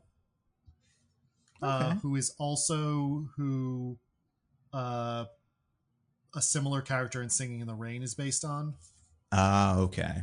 She was basically a silent film actress. She actually did make the transition to sound pictures, but then her celebrity sort of declined not that long after that, and also she had mental health problems and just like her life went not so great in the end. Isn't that Hollywood for you? So she gets introduced to our protagonist, Manny Torres, played by Diego Calva, who was just hanging out outside this party. And she's like, I'm a big star. Let me into the party. She does this a lot because she's, you know, just trying to make it. She's hustling and grinding like you do. And he's like, I like to her. That rock song every day. Hell yeah. It's all about hustle. It's all about hustle. grind. It's about, what was it? It's about something. It's about power, right? It's about putting in the hours. That I remember. I just can't remember what the first thing is. I don't know. But The Rock is not in this. There's some muscular guys, though. I feel like there's a spot for him if he wanted to be. This was like his favorite thing. The acting is right there with what he usually does, so, you know. Yeah. Damn. Oh, my God. Incredible. That was so, yeah. So, Margot Robbie and this guy form a friendship by both being kind of guys who, like, kind of like Hollywood and aren't really in it, but would like to be. And Margot Robbie's whole deal is, from New Jersey, you know, wants to come to LA to be a star. And his whole deal is wants to be, Manny's deal is like, he wants to work in motion pictures. He does not want to be a star, but he wants to be involved because he believes, like everybody in this movie does, and like everybody in the world should, nothing's more important than the pictures. It's magic, blah, blah, blah, blah, blah, blah, blah. We'll hear that a couple of times from him, but like, that's his whole deal. And I wouldn't say he's supposed to be like, you know, how would you describe him as like a character? I would say he's supposed to be kind of not idealistic, but like, you know, like scrappy, you know. Okay. Like he's working hard. He's your who did Dev Patel play in that one movie? David Copperfield. He's your David Copperfield type. Yeah. I was going to say, too, he's also kind of like not part of the Hollywood thing, demonstrated by the fact that he doesn't do cocaine well, but Margot Robbie does cocaine real good. Yeah, he's like average guy. Yeah. And the party is crazy and stuff. You know, that's really, this first scene is like, I feel like what a lot of people would probably remember this movie. Besides a couple of scenes that will show up later and a couple of maybe cameos. But they, you know, they have this crazy cooked up conversation. We'll get introduced to some other characters. Brad Pitt shows up. Currently married to Olivia Wilde in this movie at this point, or at least Olivia Wilde with her. Yeah, Ina Conrad. Yeah. There's a lot of like real short cameos in this, and I had my IMDb cast list, not this, obviously not this summary, open for a lot of the movie just to check, because like I said, it's listed by order of appearance, so you really gotta like follow along. So he is Jack Conrad. He is an actor who is respected, and like, you know, it seems like he's around the age that Brad Pitt is now, maybe a little younger. So like he's been around the block in Hollywood, and his whole thing is he's just that stereotypical guy who wants to have sex and, you know, get married and loves the pictures and then cheats on his wife and then new wife and stuff. Self-destructive mess. He falls in love with a new person in the next scene. So, you know, it's like a nice little wait or something at this thing. It doesn't matter because she's gone. But we also get introduced to another character that I did not know was in this at all. Not like didn't know was in this, but was not expecting. A character named Lady Faye. So this is like, what are we going for with her? Is this a real person? Yes, she is based on Annie Mae Wong, who was a real actress. Now, they invented a lot about the character. You don't say. That is not true about the actress. But like what, Dickens? Like what? Well, she starts is first introduced in the movie. I guess we'll do a or is that the cube? I get what were the That's the cube. Like this one's more of a top sound. Yeah, like a whirl, you know. And we'll say, hey guys, remember that silent era famous lesbian that everyone loved? I mean, now that you say it, I do kind of remember it. But of course, yes. And you know, so what is the deal with this person? Because I have no reference for this Annie Mae Wong character. Annie Mae Wong, like none of this is true about her. What she dealt with in early Hollywood was racism. Well, we already have that in this movie, so she's got to be something. Yeah, and other characters have that locked down. Yeah. Yeah, no, so she was just like a silent film era movie star who was in a lot of movies. She actually kind of, which is similar to Clara Bow, was a lot of like embracing like the flapper look and like dressed provocatively for the time. But yeah, no, she was just like one of the first ever famous Asian actresses in America. Gotcha. Oh, Asian American. She was born here. I wouldn't even be convinced. Like, I didn't even realize until you said it. And this did really, like, I could have been convinced she was just a musician, because we never see her do any acting in this, right? We just see her performing these kinds of things. Now, I believe you that, like, that's what they were going for. But, yeah, we never see that. This character might not be an actress, but it's based on a person who was an actress. And she, you know, she just does a big song about her. It's how much she loves pussy. Yep, that's a real song, right? From like Stuff. Or did they guys? And like, please, listener, if you haven't gotten it by yet, I'm not making a joke. Like it's like a cute double entendre. Like, I love my girlfriend's pet, her pussy. Yeah, but they just say it. Yep, that's this movie for you. And you know, maybe it's bad. We'll see. But I think it's bad. I'll go on a limb and say it's bad.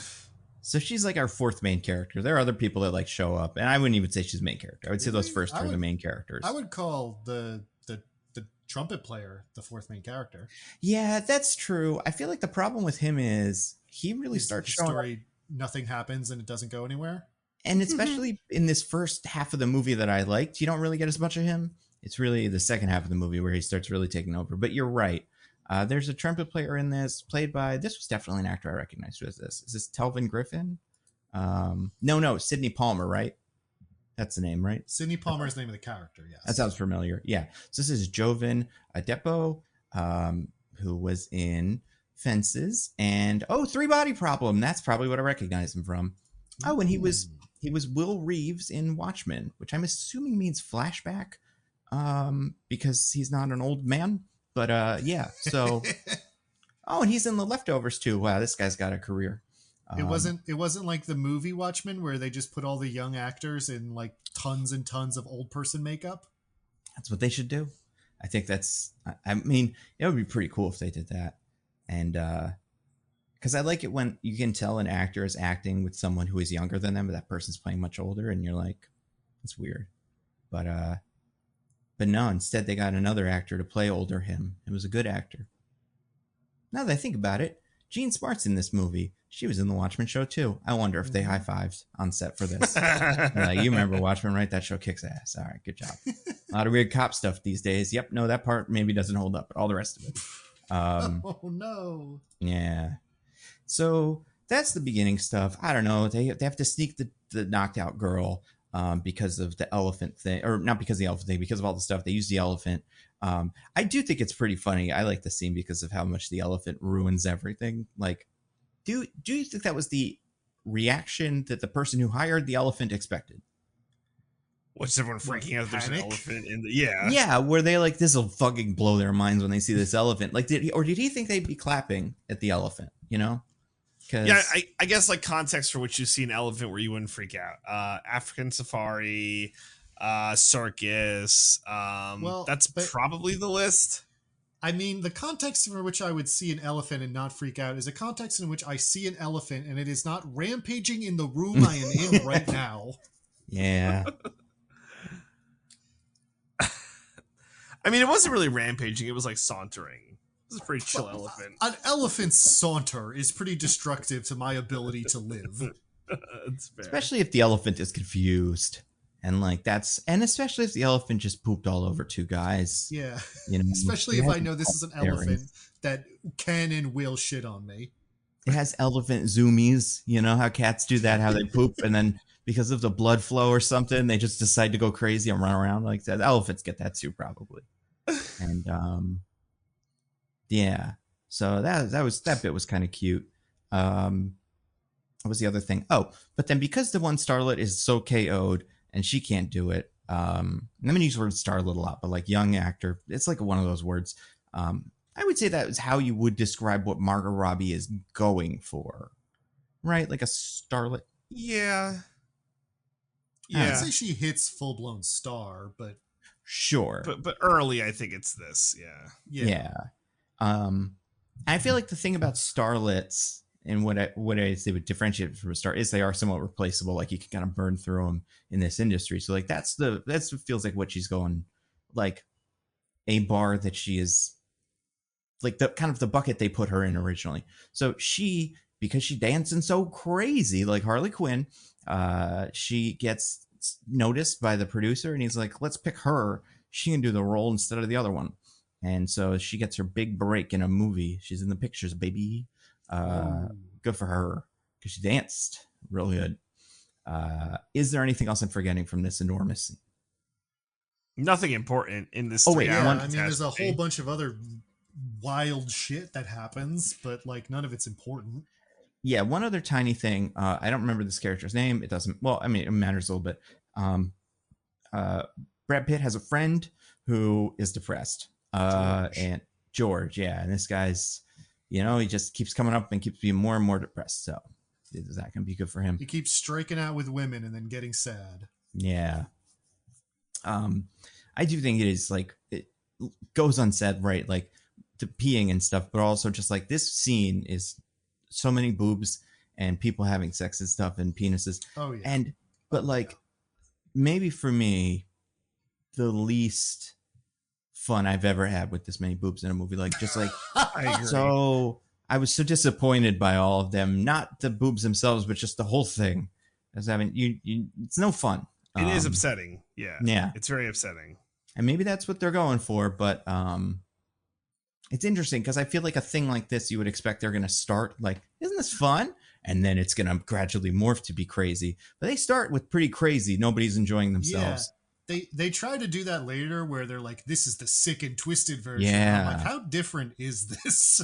Seriously. I'm like, you could easily convince me someone did most of that stuff. Like, yes, I understand these people look different, but besides that, same deal. And maybe, maybe that's saying something. But actually, the only moral good is beauty. That's right. Yeah.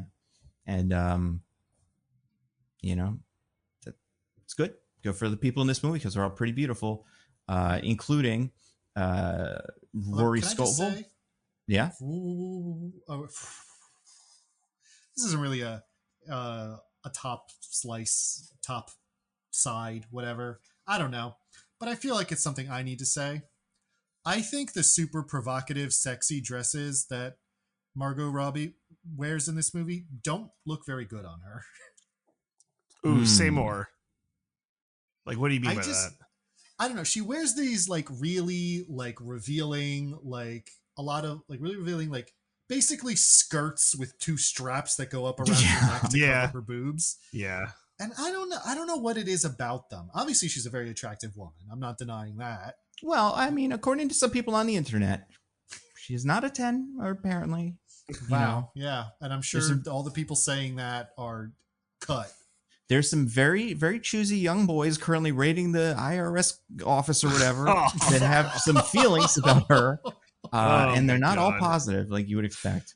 Yeah, well, fair enough, I guess. I don't know. Anyway, obviously she's a above average looking woman. Mm-hmm.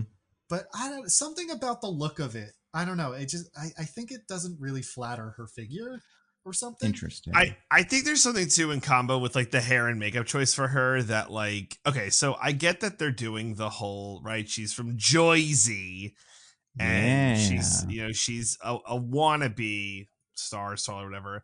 But like the hair is very disheveled, the makeup is very rugged, and I think that in concert with the dress, because like the dress is like Diggins described it well, but it's also like a bit ratty, like it's not very clean, right? It's kind of but I feel like I'm talking about later on too. Like when she's famous, she also wears these like very provocative dresses, and I just don't. They're all similar style though, and I never really felt like any of them looked that good. Do you think it might have been like this is just what the dress was that everybody wore kind of thing, and like we're putting it on Margot Robbie whether it works or not, like kind of thing? Like, I don't think people wore dresses that revealing back then. I mean, flapper dresses are pretty short, but still. But tight. Yeah. Short but tight. Yeah. Hers were all short and loose. But I'm not an expert on the period, so I could be wrong. Interesting. I don't know. I think there might be something there, Diggins. Because I agree. I think it's not a good look for her, but I think it's the whole getup, right? I think there's like something with the whole getup.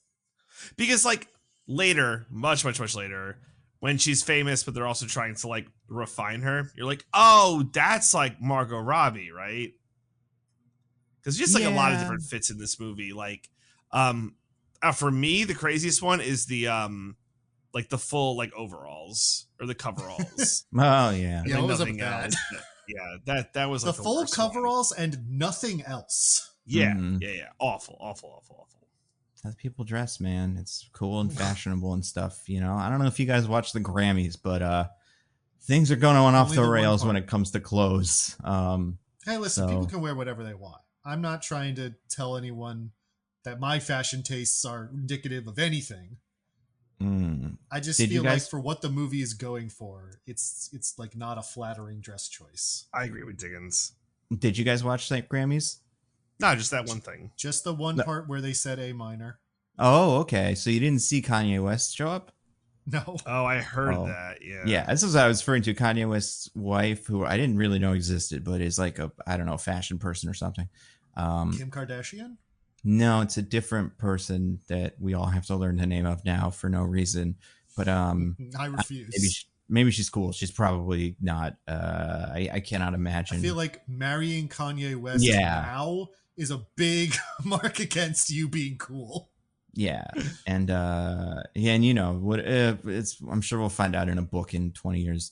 But either way, she showed up to the thing with basically like no clothes on except for like a little kind of saran wrap dress to make a statement. So, statement about what? Saran wrap is good for keeping things in the refrigerator, you know, fresh and stuff, and sure. You know, it is. I have heard that. Yeah. Remember, guys? Remember when Zendaya wore that suit of armor with the butt window? Not really. Was that a Met Gala thing? That seems like a Met Gala thing. I think it was the premiere for Dune 2. Oh, of course it was. Oh, I remember that because that was like a famous thing, right? Yeah, like that was like a designer made it.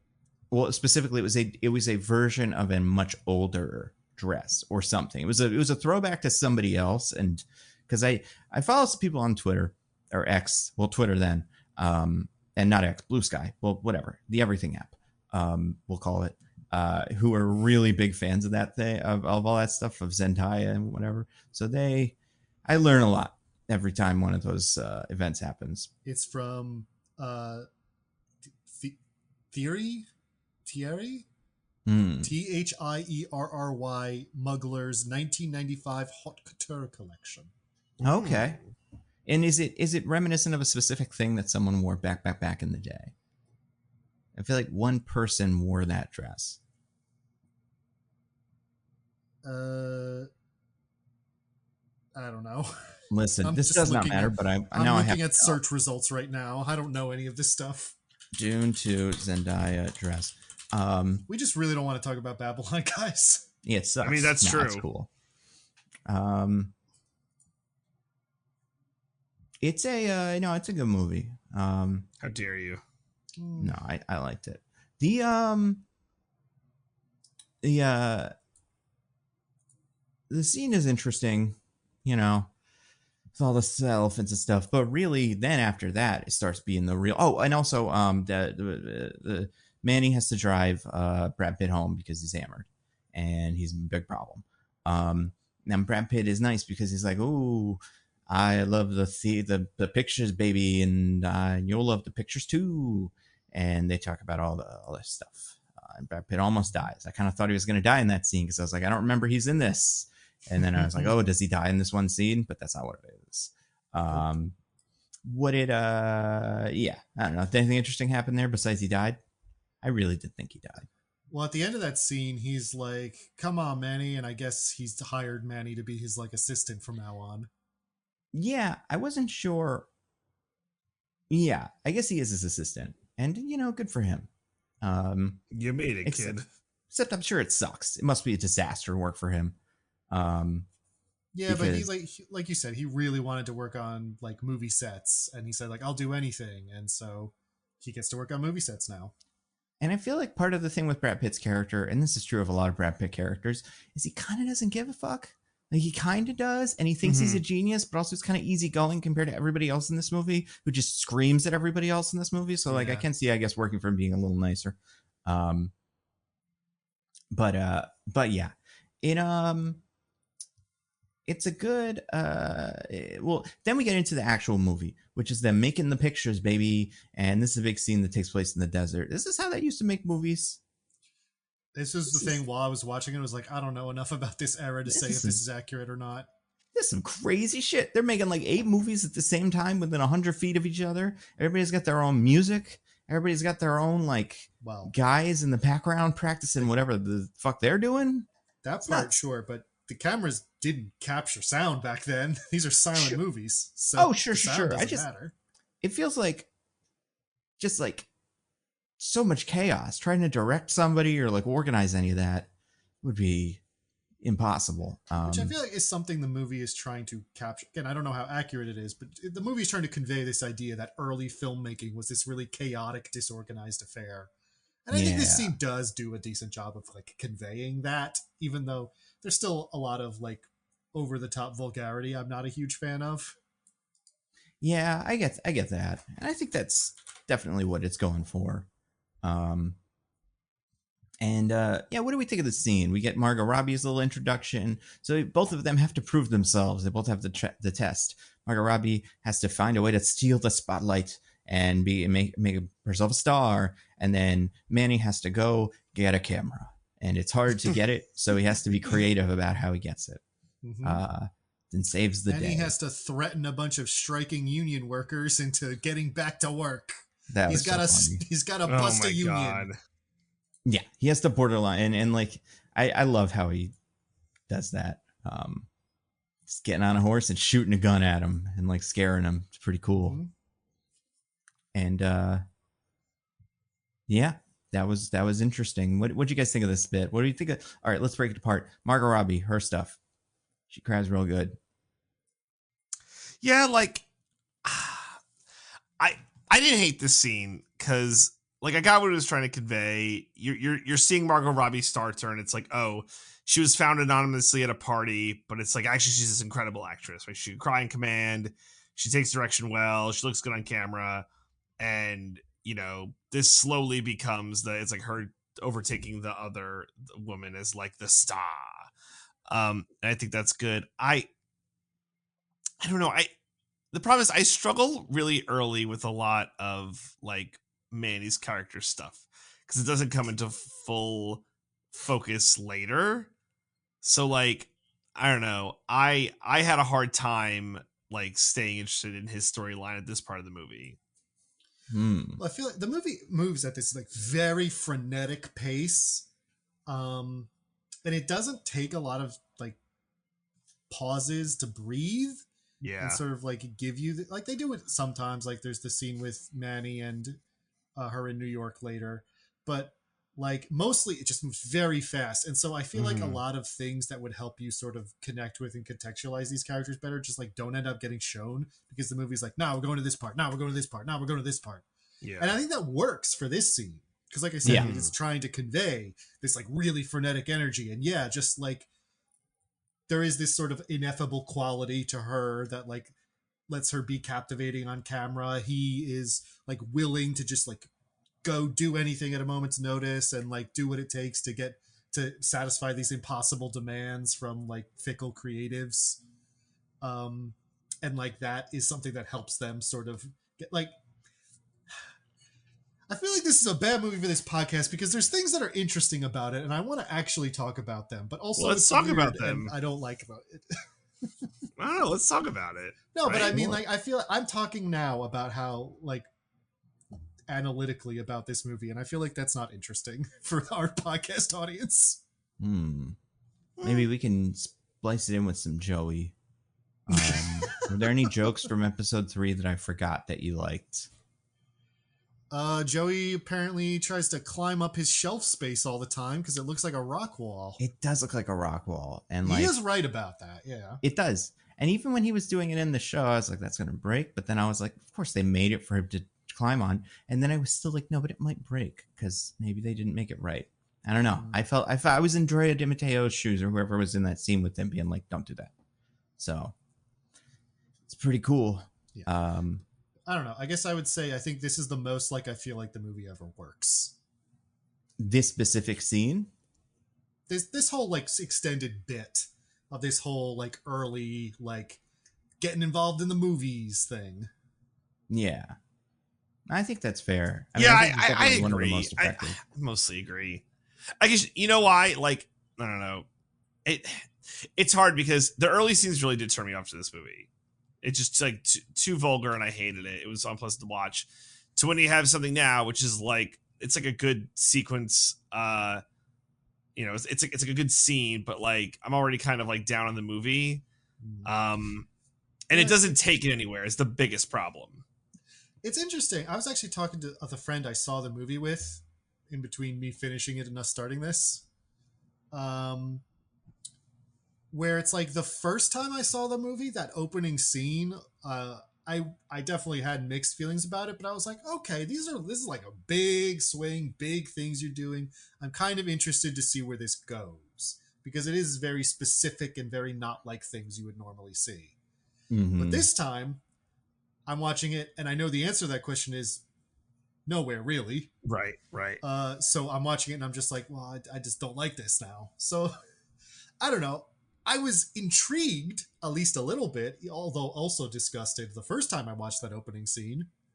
But this time I was just like, I'm just disgusted. Yeah, that's fair. I don't know. I didn't come in with that amount of curiosity. I'm like, I hate this. This is bad. Yeah. I also had my biases going into this movie. It's like I knew it was going to be bad. I really did try to be open-minded. You've heard me say multiple times that I don't want to watch this movie. Yeah, and I wanted to be open-minded, but like the 3 hours is of it. Like, and the 3 hours really kept you afloat. You were like, oh, at least it's 3 hours. That's going to be the good part of this. like, and you said it during your like review, but it's like there is something here, and this is one of the scenes that shows it, but it just falls apart so bad. Yeah. Yeah. Anyway, Nando, tell us more about what happens. Pretty good. Yeah, what happens next? So she does. So both of them have their moments. She does a dance and like does good flirting and stuff and steals the show. And I say flirting, I mean like part of that's what her character's supposed to be doing in the scene. And Diego, Manny's the character Manny, has a moment where he steals an ambulance to get the camera there faster. So he saves the day because the light is going in the shoot. So cute. I do want to point out one thing that I thought was maybe the most interesting thing in the movie for me in terms of just like little details. Do you guys recognize the woman who was getting replaced?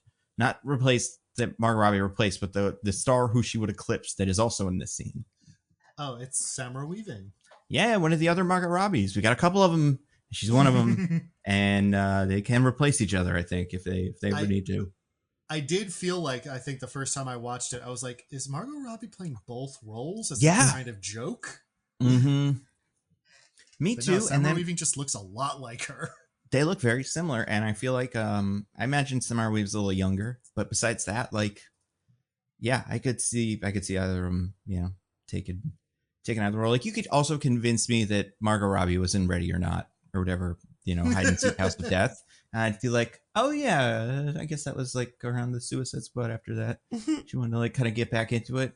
Good for her. So, but yeah, I like Samara Weaving. So yeah, this scene's fine. They do the big war. Guy dies. People keep dying in this movie, which is fun. Yeah.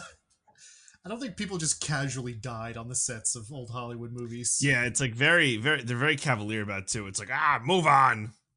I mean, it's one of those things where like the people died building the Empire State Building, and you're like, that did happen. With this, I'm like, I can see people dying. I mean, people die making movies now in that one time that Alec Baldwin and stuff. So, it's not unprecedented, but yeah, I do feel like the movie's kind of like uses it as like a bit, like, look at how chaotic it is. And look at how many people were dying because of all the reckless abandon. Yeah. But yeah, I don't know. This scene's okay. It's interesting because like this is another one of those scenes where like, look at how beautiful the movies are. It's all worth it, guys.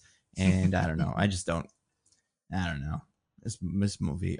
This also introduces Jean Smart. I think she's been in the movie once or twice before, but she is going to be the entertainment reporter who is covering this whole business. Yeah, she's based on a real person too. What's this? Hetty something, I think. Hetty Gabler. That classic from that book. Yeah, Hetty Gabler. No, I don't know. No, I think you're right. Hedda Gabler is like a can't be. Hedda Gabler? No, it's not like that's a literary play by Ibsen. Yeah, yeah. I was joking. God damn it. I don't know who that is. Yeah, but yeah, and then she's a big star and stuff. Everything works out for little Margot Robbie, and she manages to destroy her rival who hates her, Samara Weaving. I think that's fun. By getting a nose job and then messing up the shoot. Great. And then Hedda Hopper. Okay. Good for her. But then what happens? Very important moments. Oh, and also like Brad Pitt got divorced or some shit. I don't know. It happens a lot. Yeah, he keeps going like through wives like they're fucking candy. Yeah. And his new wife, I think by this point, either he's dating or is going to start dating the opera singer. Or not the opera singer, excuse me. The Hungarian one? The Hungarian, yeah. And, he seems miserable, but that's just what he does. That's what you do in Hollywood. You do that. So at this point now, our main character goes to New York to visit a play, right? No. He's going to see the premiere of The Jazz Singer. Right. Yes. Which was one of the first talkies ever. Right, because Brad Pitt is like, hey, see if there's anything to this, son. I mean, that's not how he talks, but he talks like Brad Pitt does these days. But That's what how he should have sounded. And at this, he bumps into Margot Robbie, and then it's like they have a little moment of like, "Hey, look at us, me and you, baby, hot ones meme," you know. And she's miserable because her life is bad. Because being a star, it's not all it's cracked up to be. Also, her dad is bad. No. That's from earlier, but it doesn't matter. It's Eric Roberts. He's Rob Roy. That I know is a real guy. Now, I didn't know anything about him, though. Are you guys familiar with Rob Roy? No. He is not supposed to be the historical Rob Roy. There's no way. I couldn't have. Yeah, no, for sure. And like, well, okay. But there was like, maybe I'm thinking of somebody else. Who am I thinking of? Wasn't Roy there Rogers? Like a Hollywood? No, a different Hollywood person.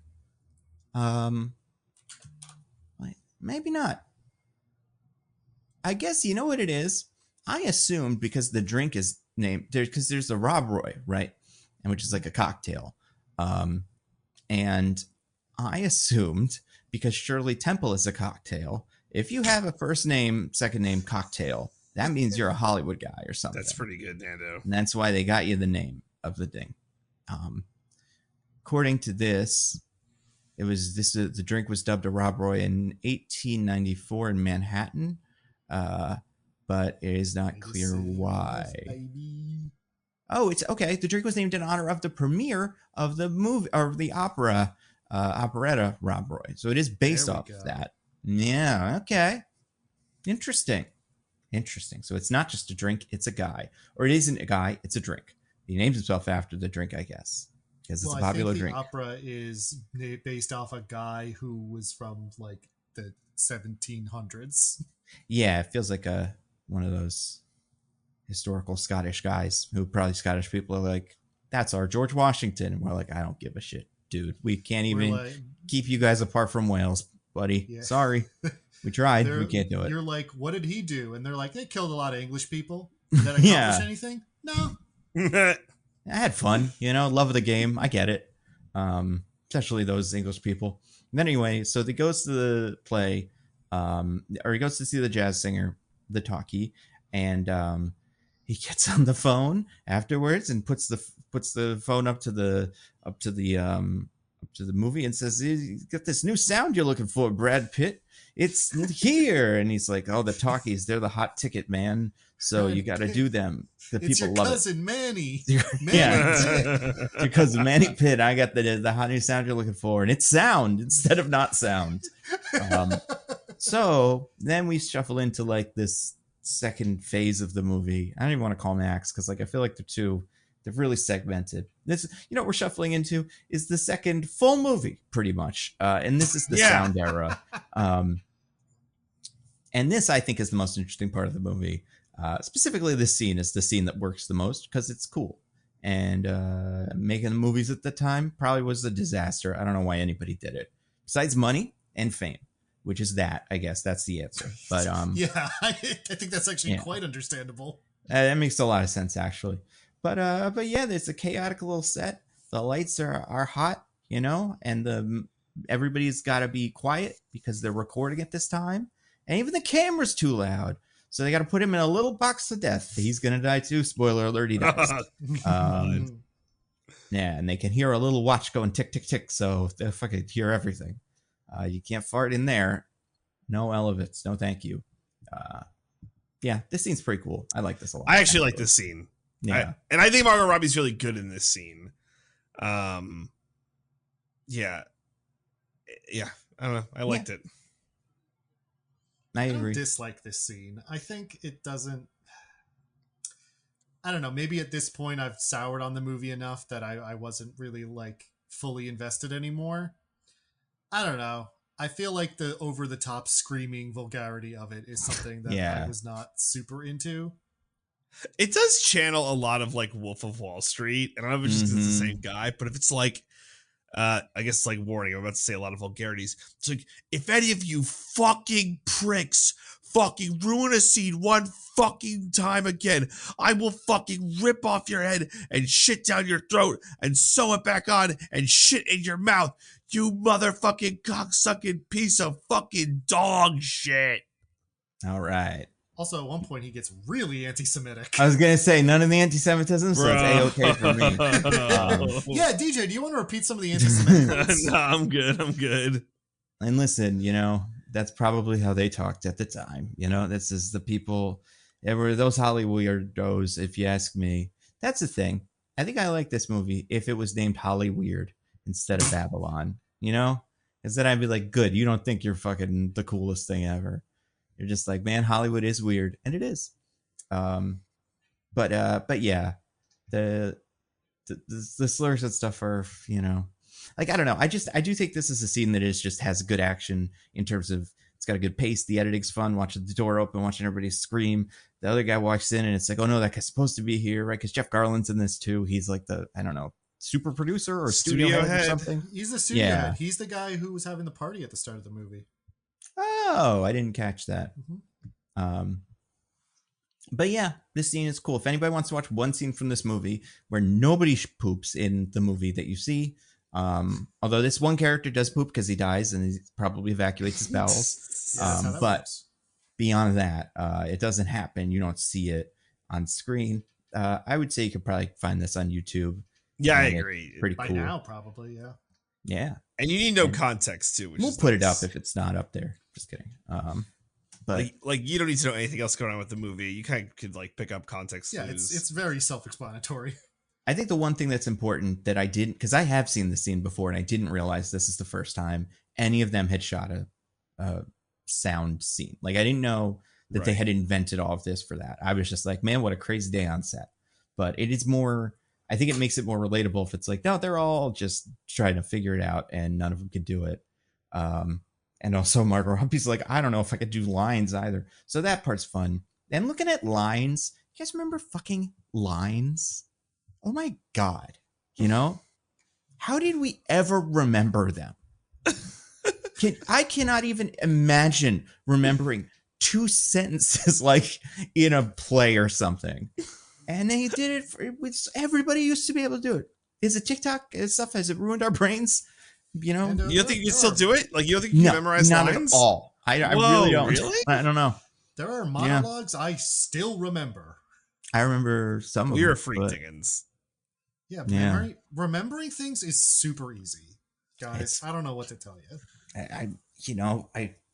I would love to believe that, and maybe if it was my job, I could do it. But my God, looking at that like script that she had to memorize, and not even reading it, but just like looking at all the little dots and going, oh, this is a pause and this is a thing, gave me like war flashbacks. Like, oh my God, that's like, I guess in my head in that moment I was like, oh, Margot Robbie, just end it, don't even bother. You're gonna just let all these people down. No one can remember all these lines. His career isn't worth it. Yeah, get in that box with that cameraman as quickly as you can. Just ride this out. Fairness, even today, film acting requires a lot less line memorization than plays and such, because with takes and everything, you only need to remember a little bit of it at a time. And the computer, you could just add different mouths and stuff and shit. Like with Craven, you just make him say whatever you want. You don't even need to actually have him say anything. You just have to stand there, hitting your marks hard enough, as we've seen. So doing the whole acting thing is just, looks like a nightmare. They're the real heroes when you really get down to it, you know? There's no more noble profession than acting. Nope. Besides podcasting. That's right up there. You know what? You got me, Nando. Yep. However, this isn't our profession, so. Nope. I'm just talking about Joe Rogan and all those other weirdos that swung the election for Trump or whatever. I don't know. And the Hawk to a girl.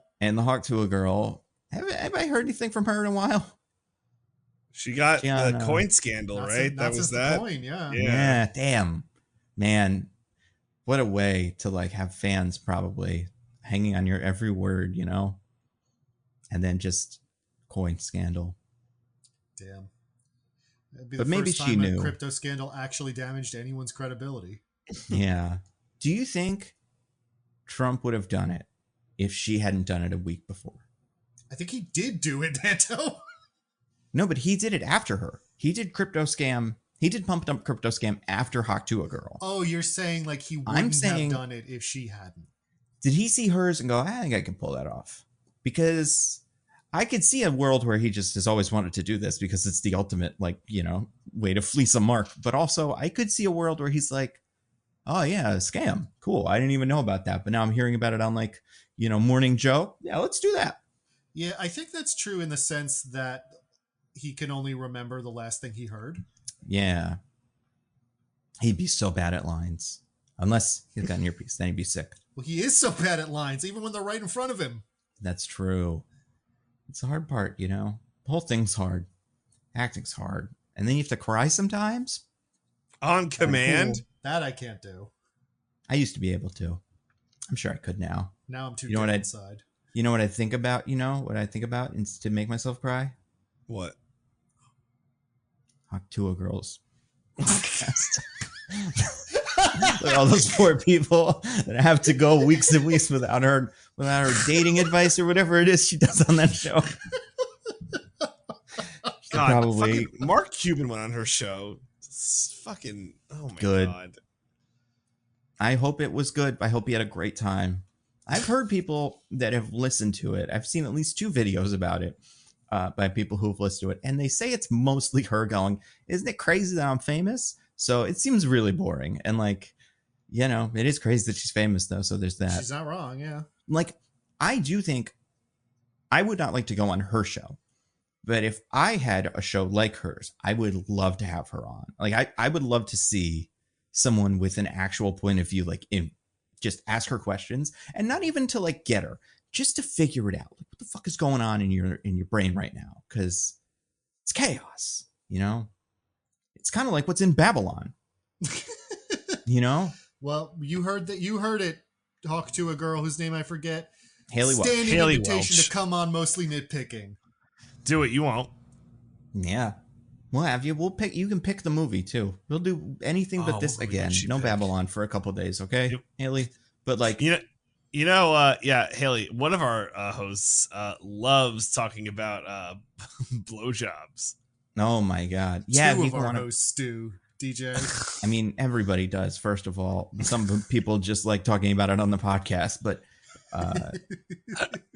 yeah, you're right. I'm the freak. I'm the weirdo. Yeah. When this podcast ends, DJ's like, okay, and he just goes. One of these days, I'm going to accidentally forget to edit out all the horrible DJ sex talk. I think DJ lives a life of Babylon, honestly. How dare you? And that's why he didn't like the movie. It was because he felt called out the same way that like nerds hated She-Hulk. And like, oh, the movie's making fun of me. You know? Guys, every time we hang out with DJ in person, he's always straddling ice statues and like rubbing his butt up on everybody's dicks. Yeah, doing that one dance that Margot Robbie does a lot where she like flails her whole body on all the tables and stuff. He loves it. Mm-hmm. And then he goes on the podcast. It's like, I don't like kissing, guys. I'm like, okay, whatever you say, DJ Margot Robbie. But anyway, back to the movie. Another party. Who gives a shit? Eric Roberts, Rob Roy, the drink, not the man. Well, the man with a drink, but not a Rob Roy. He's there. And Margot Robbie is like, I'm fucking done with this guy. So she has what I assume is hatched a plan to kill him. That's not what it is. But it turns out she just wants to embarrass him in front of all the young girls he's trying to pick up because he keeps saying he could catch a snake. How did you guys think this scene was going to go? I mean, when this started, you're asking me how I felt 3 years ago. I don't remember. I guess, were you with me? Were you like, that snake's going to kill him? He's going to fall over and then everybody's going to party and have a sick time, you know? Or was it like, this is going to be something else? Yeah, I thought he was going to die. I thought the dad was going to die. What actually happens is ridiculous. Actually,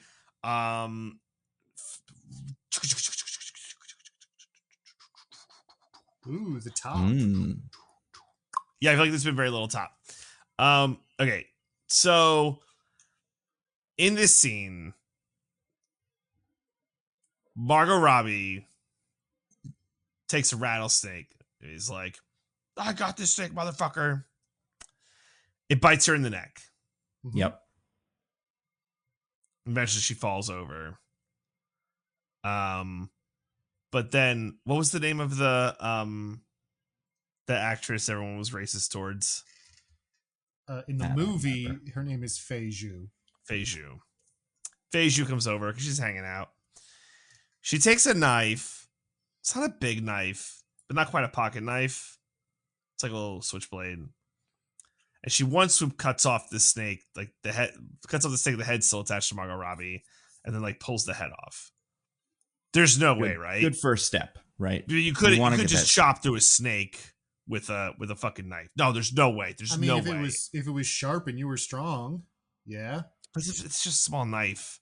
Did she hold the other side of the snake, or does she just, like, because if you get the snake taut, maybe you can do it, but I can't remember. I don't think she does. I don't think so either. Because she's so badass about it. She just goes like whoosh. DJ, frankly, I'm amazed that this is the part you found implausible. Well, no, what happens here? Excuse me, the top is not done. There's a lot going on here.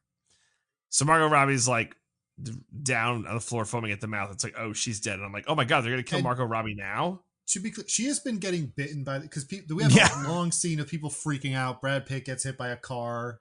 Right. Try to help her. She's been getting bitten and presumably having venom pumped into her system for like a solid minute.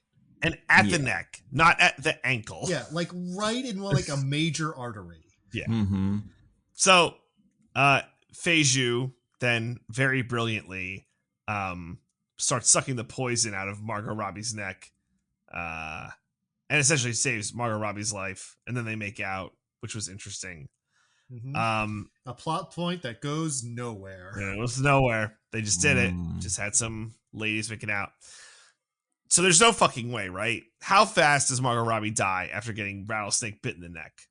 20 seconds? 30 seconds? Bad. Rattlesnake venom is very venomous. And again, in the neck, not like you're right by the brain. You're probably paralyzed in seconds. So it's like I said, it's a major artery. Like the blood is pumping through a lot of her body by then. Yeah. Or sorry, the venom is. So that was cute that she sucked the poison out of her neck 2 minutes later, but you're basically sucking out the venom of a corpse. Sorry. I was gonna say, could the blood be saved by the fact that it's mostly alcohol and cocaine? Could that have kind of cleaned the poison, or at least weakened the poison in her system somehow? Maybe she took a lot of rattlesnake venom, but in small doses to become immune to it over time. This is why we have to start. All right, I'm going to pick something. I don't know what it's going to be. It's going to be in this room. I'm looking up information about snake bites right now, and this is, frankly, a lot better than I expected. All right, talk to me. What we got? Most deaths occur between 6 and 48 hours after the bite. If antivenom treatment is given within 2 hours of the bite, the probability of recovery is greater than 99%. Really? Now, is that true 100 years ago? Yeah, right. Well, the anti-venom treatment maybe not, but I don't think the effect, the amount of time it takes for the venom to kill you would be different. Is sucking the venom out, does that count as anti-venom sucking treatment? the venom out doesn't work. Like, that's the myth. Aww. Wait, really? Yeah, that doesn't work. Why would that work? Because you're taking the venom out of the body, right? The venom is pumping through your system. It's in your blood. That's why you're getting it out. You're sucking it out. You're going... It's already all over. You can't suck it out. It's instantly spreading. But you're sucking it out. Yeah, but you're sucking it out. Like you're getting the venom out of the body. You're going... That's easy. That doesn't work. All you're getting is blood, my man. With venom. Getting the venom blood out. And the rest of the venom is in the rest of the body. Right, and then suck that out next. Yeah, right. I go little by little. If you did this so much that you completely exsanguinated the person, then yes. They would definitely not die of a snake bite at that point. They would die of having no blood. Yeah, but that's not a snake bite. Well, I'm learning this. I never knew that. I thought you could just suck the poison out. Would you guys like to learn from snake You never bites thought stuff? about it for more than 5 seconds? No, I'm working it out with you here right now. Well, Yeah, I think like what TJ's saying kind of, well, at least where I am at that is like, I think bit by snake, 1 second, snake off, sucking begins. I think maybe you can get it, like, no, you can't. All right, let's try. Wow. I mean, we could probably find a snake, right? They find a snake real easy, but they're in LA, baby. Everything's a snake or a rat or something there, Also, apparently, sometimes snakes bite you and they just don't use the venom. They're just like, no, I'm good. Yeah. Oh, that's interesting. Well, this scene is stupid. And I didn't like it. And I gave all my nitpicks, but it's also stupid.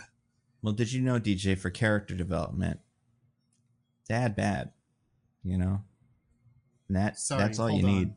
Yeah? Nando, I will give you $5,000 right now if you tell me what character development happened in this scene. Dad bad.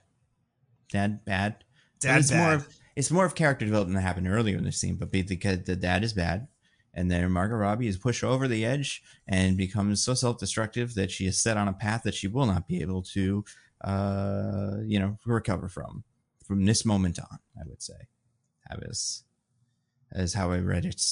But I don't think we see the dad ever again, right? I think it's mentioned. Yeah, I maybe once or twice, but she talks about the diners, but I don't think we ever see that guy. Yeah, and she's just fucked from here on out. Like, the movie is bad for her. Yeah, that's true.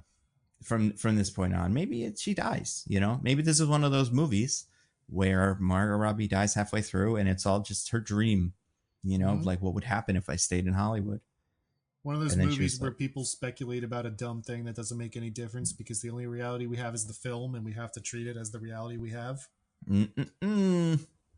Instead, it's what I said. Instead, it's a dream. Okay, what does that change about anything? Changes that, oh my God. Guys, Brad Pitt also dies in the scene. I forgot about that. He gets hit by a car. Pretty good. Do you think that's a throwback to that time he got hit by a car in that other movie? You guys know what I'm talking about? I don't. No. 12 years to show this. I get to show this to you for the first time? I wish. That'd be pretty funny. Well, not it would be funny. It would be an insane way to end that movie. Okay, I'm going to show it to you. And you're going to love it. I hope this is how F1 ends. This is from the movie. It's from the movie Meet Joe Black. I've never seen that. No, me neither. I have no idea what it is. I think he's a lawyer or something. We're going to put it on the thing. I'm going to put it on the YouTube. And we're all going to watch it at the same time. It is a 25-second long clip. Let me know when you guys are ready, and we'll have a little bit of fun. All right. All right, you both ready? Yep. 1 second. Okay, I'm good. All right, we're going to start in 3, 2, 1, begin. Now, I don't know. Right. He's looking at it. The person he's looking at, he's looking at something. A hot young. Something really poignant just happened. I've seen this. Yeah. Forgot about that. Yeah, he gets hit by a car. Maybe this is his. 2 cars. Yeah, he gets hit hit so Where good. have I seen this before? I know I've seen it, but I can't. Whatever. I think it comes up on I feel like I've seen it in John Oliver. I think. Yeah, it's probably a reaction thing. Yeah. Yeah. I bet if I could. Yeah. Ooh, wow, guys! If you look at the description of this YouTube video, you can find a lot of cool Bible quotes. That's what I need. I was hoping. Yeah. But I also want to say, by the way, because I looked this up and I keep forgetting to say it, and I'll just put this here, even though it's not relevant even a little bit anymore. Before his death on January 23rd, 2022, Maguire had designed similar custom pieces for a number of stars to wear. Madonna, Kylie Minogue, Lady Gaga, Janelle Monáe, Whitney Houston, and more. Fall worn ensembles inspired by the Maskman or whatever. Beyonce even wore an almost identical one during her 2013 Renaissance World Tour. But the piece that Zendaya wore on the Dune red carpet is the exact same, look that graced the Parisian runway 2 decades ago. It's quite a feat to obtain pieces from the archive, and even more a feat for La Roche to access this particular look, which seemingly has not been worn since the 90s. So that is why this was a big deal, and why one person on my timeline was freaking out about it. Yeah. Okay. Just closing some tabs here. But yeah, so that happens. He gets hit by a car. If anybody else can think of other movies where Brad Pitt gets hit by a car, let us know. because maybe this is a thing. You know, it's pretty good. But anyway, then we're in the old. Then like things even change more. Guy's a producer now. Margot Robbie can't do it because she's doing New Jersey. Yep. And the wheels are moving, baby. Hollywood is trying to be less crazy now, and they're like, we don't like that she wears those provocative dresses and doesn't know how to tell a clean joke. Yeah. Also, I'm not positive about this, but wasn't like New Jersey where movies were made for a while? Like, you know? I honestly have no idea. I am positive about this. I don't know the timeline, but like Fort Lee, New Jersey is where all the movies used to be made. And for some reason, I think maybe even something stupid as like a fire, it stopped being that, and then they moved to LA. But like it used to be, so like you heard that LA fires are stupid. Yeah, right. don't have them, I guess, if you can avoid them. Fire should never stop anything from happening. But yeah. So I'm looking at this now. There was it was a thing. There were studios and stuff in Jersey City. Fort Lee is home to America's first motion picture industry. Large number of early films, many silent, were shot at studios on location around them. First constructed in 1909. So I guess this is maybe a little bit after she would have left. But part of me is like, she should probably just stay in New Jersey. That's where all the movies get made. Yeah, that's where the action happens. Ooh. Yeah. But then, she breaks up with the lady because she is bad for the image, you know? Because Manny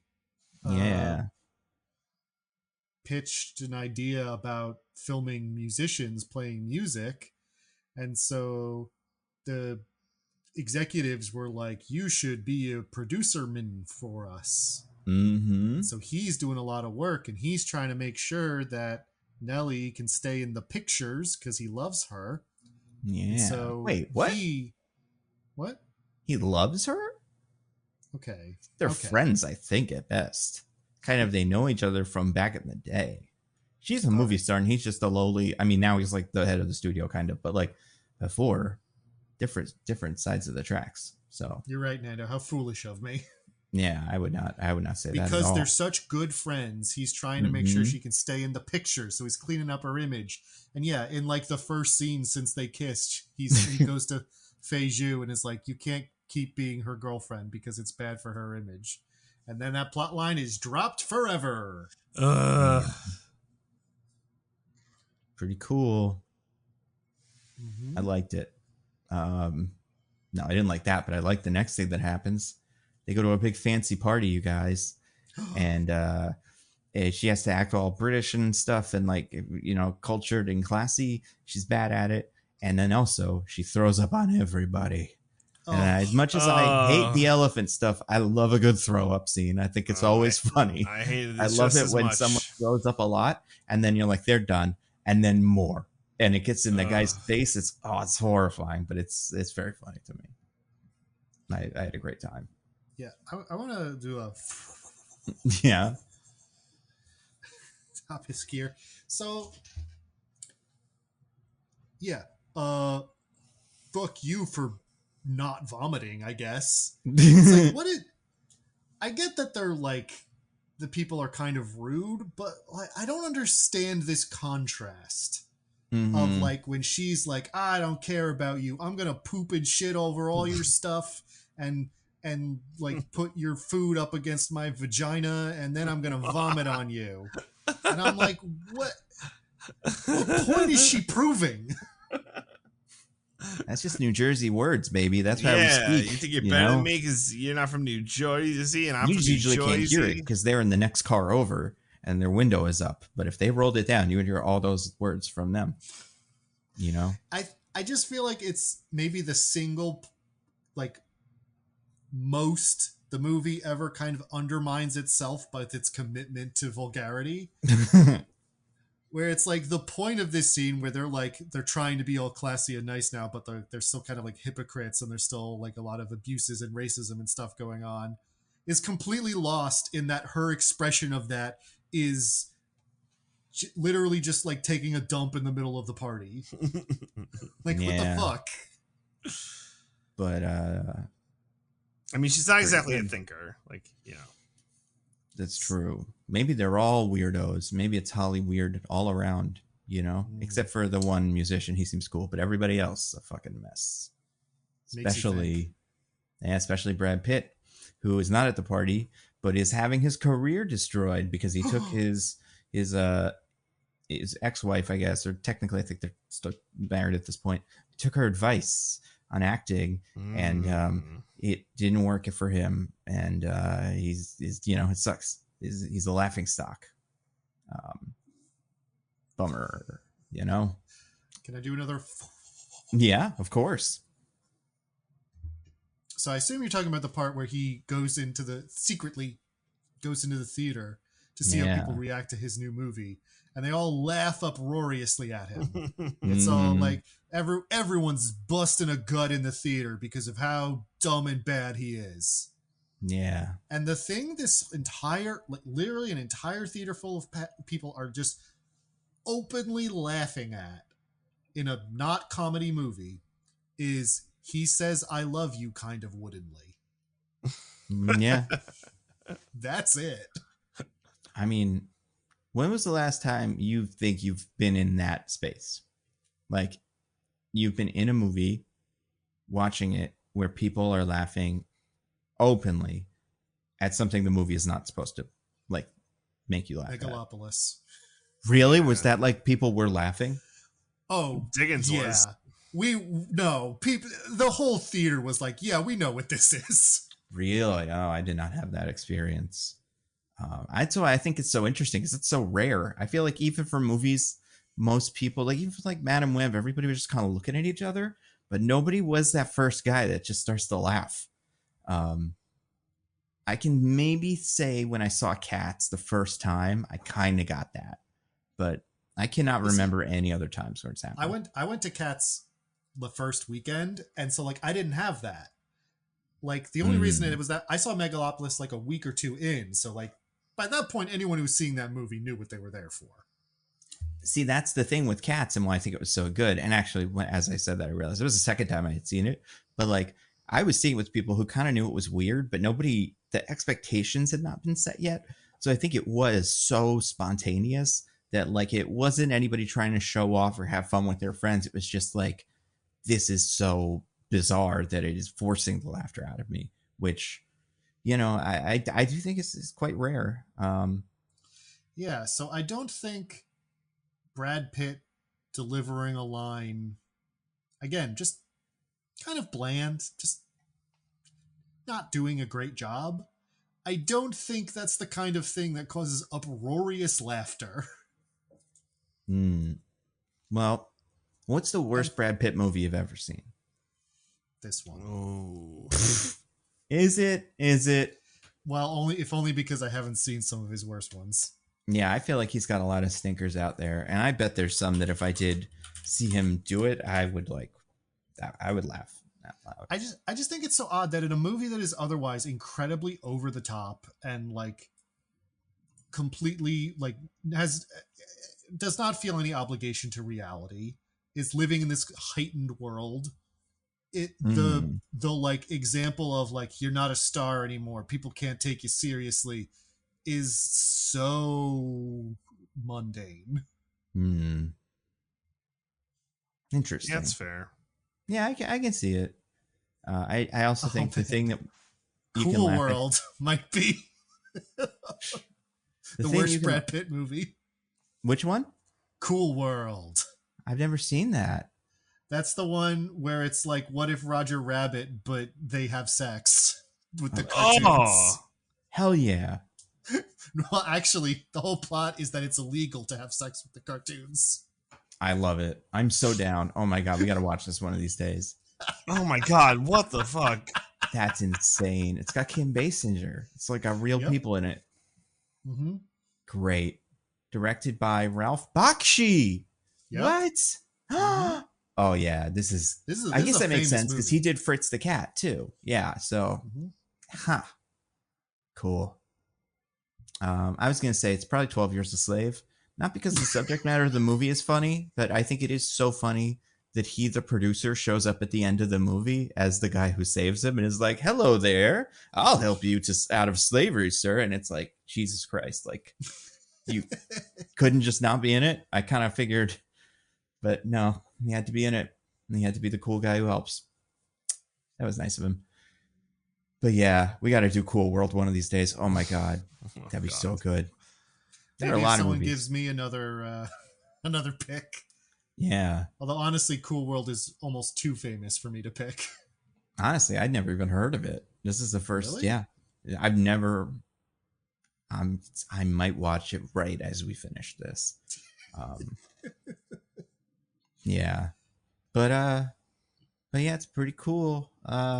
Cool World is cool. Brad Pitt is sad because he's a bad actor. But he's not a bad actor. It's just the town's moved on, baby. Jean Smart has to explain it to him for 10 minutes. That scene was okay. She's cool. I like her. I'd like the scene better if the whole like premise of the scene wasn't so played out. Yeah, you know what? I feel like I would like these movies if each one got their own movie.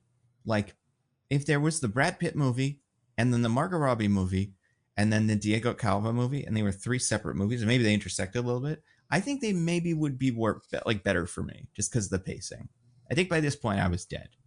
And I knew there was something left. Like, I knew we weren't done because there was a certain guy who I knew was in it that we still hadn't seen. And honestly, part of me was like, did I miss him in like a wide shot at one of the parties? Because like, I could have sworn he's in this. And never in a million years would have guessed how he was in there. No, yeah. And I'll say too, speaking of things I had to rewind, I rewound several times to make sure I did not miss the snake biting her dad, because I just kept going, it bit him though, right? I must have looked away. And then I would go back and watch the scene again. And then right around when I should be watching, I'd check my phone and then I go, wait a second. Oh, fuck, I missed it again.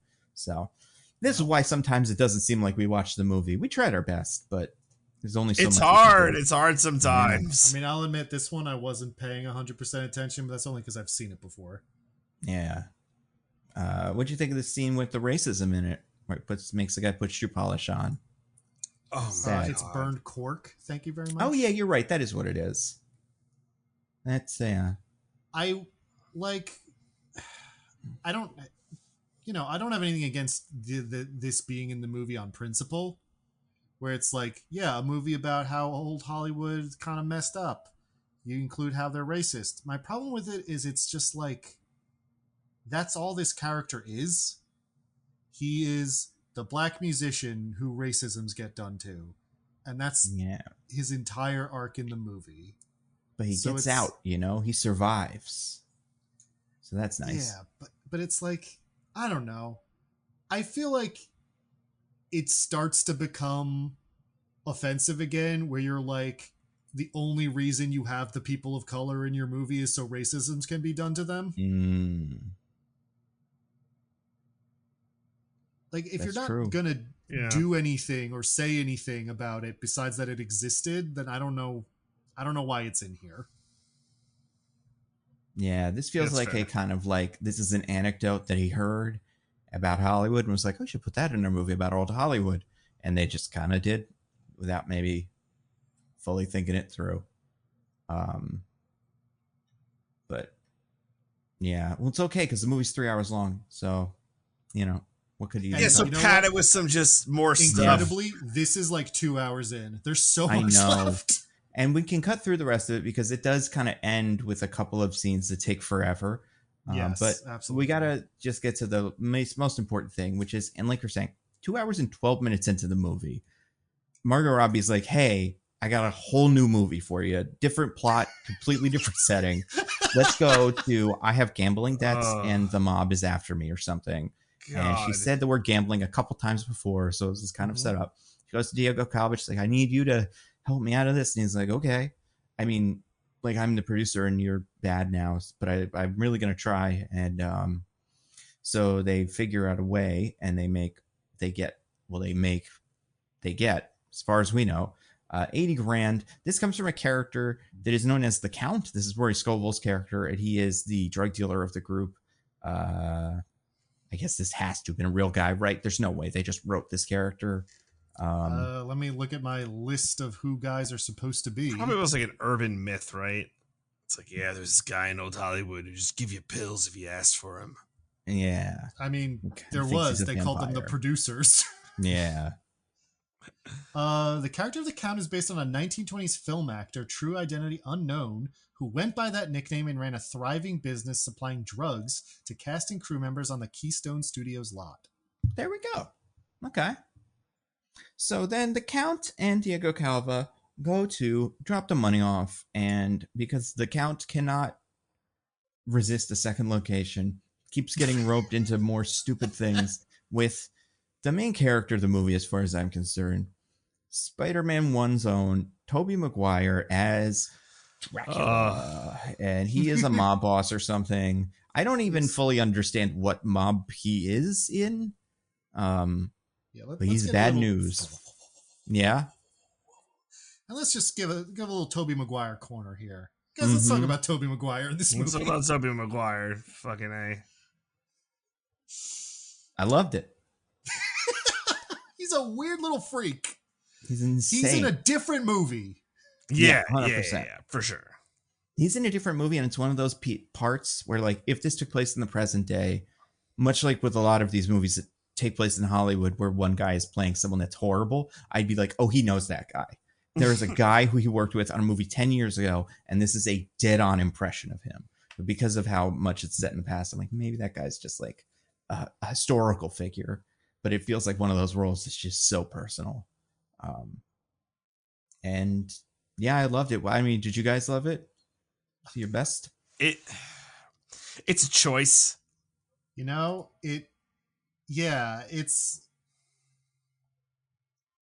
I guess I did love it because it was so weird and so out of nowhere that I was like, what the fuck is happening? And I became interested again for the first time in a while. Yes. I like Tobey Maguire's shtick. It's pretty out there. It's fucking wild. To be clear about this guy. So he's Tobey Maguire. He's like dressed like fancy suit, whatever. But he's got these like yellow teeth. And he talks in just like little, I'm Tobey Maguire. I'm a little monster. Let me tell you about all my cool movie ideas. No, but you want to piss on me? No. He would never say that. He's a good boy. He wants to make movies about stars where the baby is actually a man. I'm like, you can make that. And in fairness to him, eventually we did make The Orphan. Yep, exactly. Like within my lifetime, it got a sequel. So fuck it. Of course you can. But I do think the thing about Tobey Maguire that's so funny is his face is so white, but his eyes are so red. Like this character has never slept. He's so upsetting looking. And I loved it. I think this is the kind of role that makes me go like, wow, Tobey Maguire could be Jake Gyllenhaal if he wanted to. Oh my God. Like these are just some Jake Gyllenhaal kind of roles. But lucky he got this one in. I'm happy for him. And where did they go? Did they go to the place? To the secret underground LA fuck parties. Well, you wish they were just that simple. Parties. Yeah, right. Instead, so the floors. First floor, women boxing covered in blood in a steel cage. Not that exciting. And this is all in the sewers, by the way. Yeah. He says it is the asshole of LA or something like that. Weird. Second floor, prison or something. Having sex in the prison. Weird. Not good. Third floor, guys with their penises out and then a song. Not a good room either. I wouldn't say that much worse than the last one, but definitely a weird one. Also, like there's a lot of like people with dwarfism and all that stuff. Whatever you could think of, it's in there in the background or whatever. But then they go down to the final level, to which they have to pass an alligator for fun little alligator bits. And they find a guy who is, I don't know, King Baby or whatever. And he's a bald guy with a mask on, and he eats a lot of rat. And this is where The Rock could have been.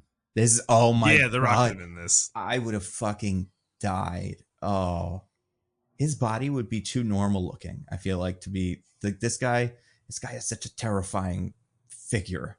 And he eats a rat, eats a whole rat. Mm-hmm. Which really, like, honestly, the first time I watched this movie, we went through all this like weird bestiality dungeon or whatever the fuck is happening here. And I was like, where the hell is this going? And we get there and he just eats a rat. I'm like, oh. Yeah. Honestly, I thought this would be more fucked up. I was very convinced that he would have Clark Gable in a jail or something. And he would be like, this is a man I found on my porch the other day. Or, yeah, they would be executing him at this party. Like they would be there to kill Toby Maguire as like fun for him because that's so out of the world that you could imagine. But instead, yeah, it's eating a rat, which like that could have happened at that first party in the movie. Would have been weird, and I think that guy probably wouldn't have been super popular, but totally plausible. I love going to these parties where they fucking threaten to kill me. They're just like, we're gonna kill you. I'm like, I feel so alive. At a certain point, it's like, what else is there? You gotta. Yeah, it's like they have to make it weird and debauched, but also like everything else has already happened in the movie. Yeah, and I don't know. I'm gonna say it. I think Damien Chazelle's not a genuine freak because he can't imagine what a genuine freak is doing. I see. Like, honestly, when I saw him take out the rat, I'm like, oh, he's going to swallow the rat whole and poop out a live rat or something. Oh, my God. And, like, it's a trick, but that's... So, like, he has a secret rat up his butt, but, like, that's what we're going to watch happen. Don't we all? Well, I mean, secretly, so don't tell anybody. But the idea that it's instead just like, yeah, he eats a rat in 2 bites. I don't know. It's weird. Like Ozzy Osbourne bit the head off a bird at a concert. There's photographs of it. Like, I don't like it, but yeah, it's not right up there with guy getting pooped on by an elephant for a minute. Like that's set the bar too high. Then Brad Pitt kills himself because he's sad about his career being over and stuff, even though he's going to be immortal in the pictures. And fucking they have to escape from the dungeon by killing all the guys. Not really killing all the guys, but they have a big chase scene out of there. Very exciting. But then because they figure out, Toby Maguire figures out that the money that they're trying to pay off her debt with is counterfeit. Right. It's okay. just prop money from the set. Question. So you're Diego Calva's character. Mm-hmm. You're at the meeting. You're at the first meeting with Toby Maguire. Toby Maguire leaves and your buddy's like, hey, by the way, this money's fake. What do you do? How do you figure this out? Do you flee? Yeah, you can't flee. They're not going to let you. Yeah, like they're going to check. Like, even if you try to excuse yourself, be like, I'm sorry, I can't go to your sex dungeon. They're probably going to check the money before they do anything, right? Sure. Before they let you go. Honestly, I mean, what I would do, the unhelpful answer, is not get myself in this situation. Well, okay. But if I'm already there, I'd be like, oh my God, I can't believe this. We're filming a bank heist movie right now. I grabbed the prop money by accident. I can't believe this happened. I have the real money. Let me go get it for you. This never happens, guys. You wouldn't believe it. That's a good idea. You definitely have to do that before he even looks at the money. Or like you'd have to have the money in your hands and go, wait a second, and they go, oh my God. Yeah, I think you could do that. I would definitely look down the street and find the nearest bus and kick Rory Scovel in front of it as quickly as possible and pull Toby Maguire aside like, listen, I was totally involved in whatever. We were down. This motherfucker brought fake money. You can do whatever you want with him, and I'll bring you real money later. But, like, I did not know he was doing that. And, I feel like that's Roy Scovel's guy was asking for it, like, by doing that. And is what it is, Maybe the mafia guy would respect you for your honesty. They tend to be very forthright gentlemen. So, but you say he would have it coming to him. What would he have coming to him, Nando? Murder. He got murdered. For the first, they were gonna murder him, with guns, and then he gets shot. And Diego Calva is like, I gotta get everybody. We're running away. Margot Robbie, I love you, and she's like, I love you too. Let's get married. What? You told me before that that's not what it was. Yeah, because it really wasn't, but it is. They say it is here, and then she just walks away and is never seen again. Good for her. I assume she doesn't last super long, but we'll never know. Actually, I think a newspaper would tell you otherwise. Oh wait, what does the newspaper say?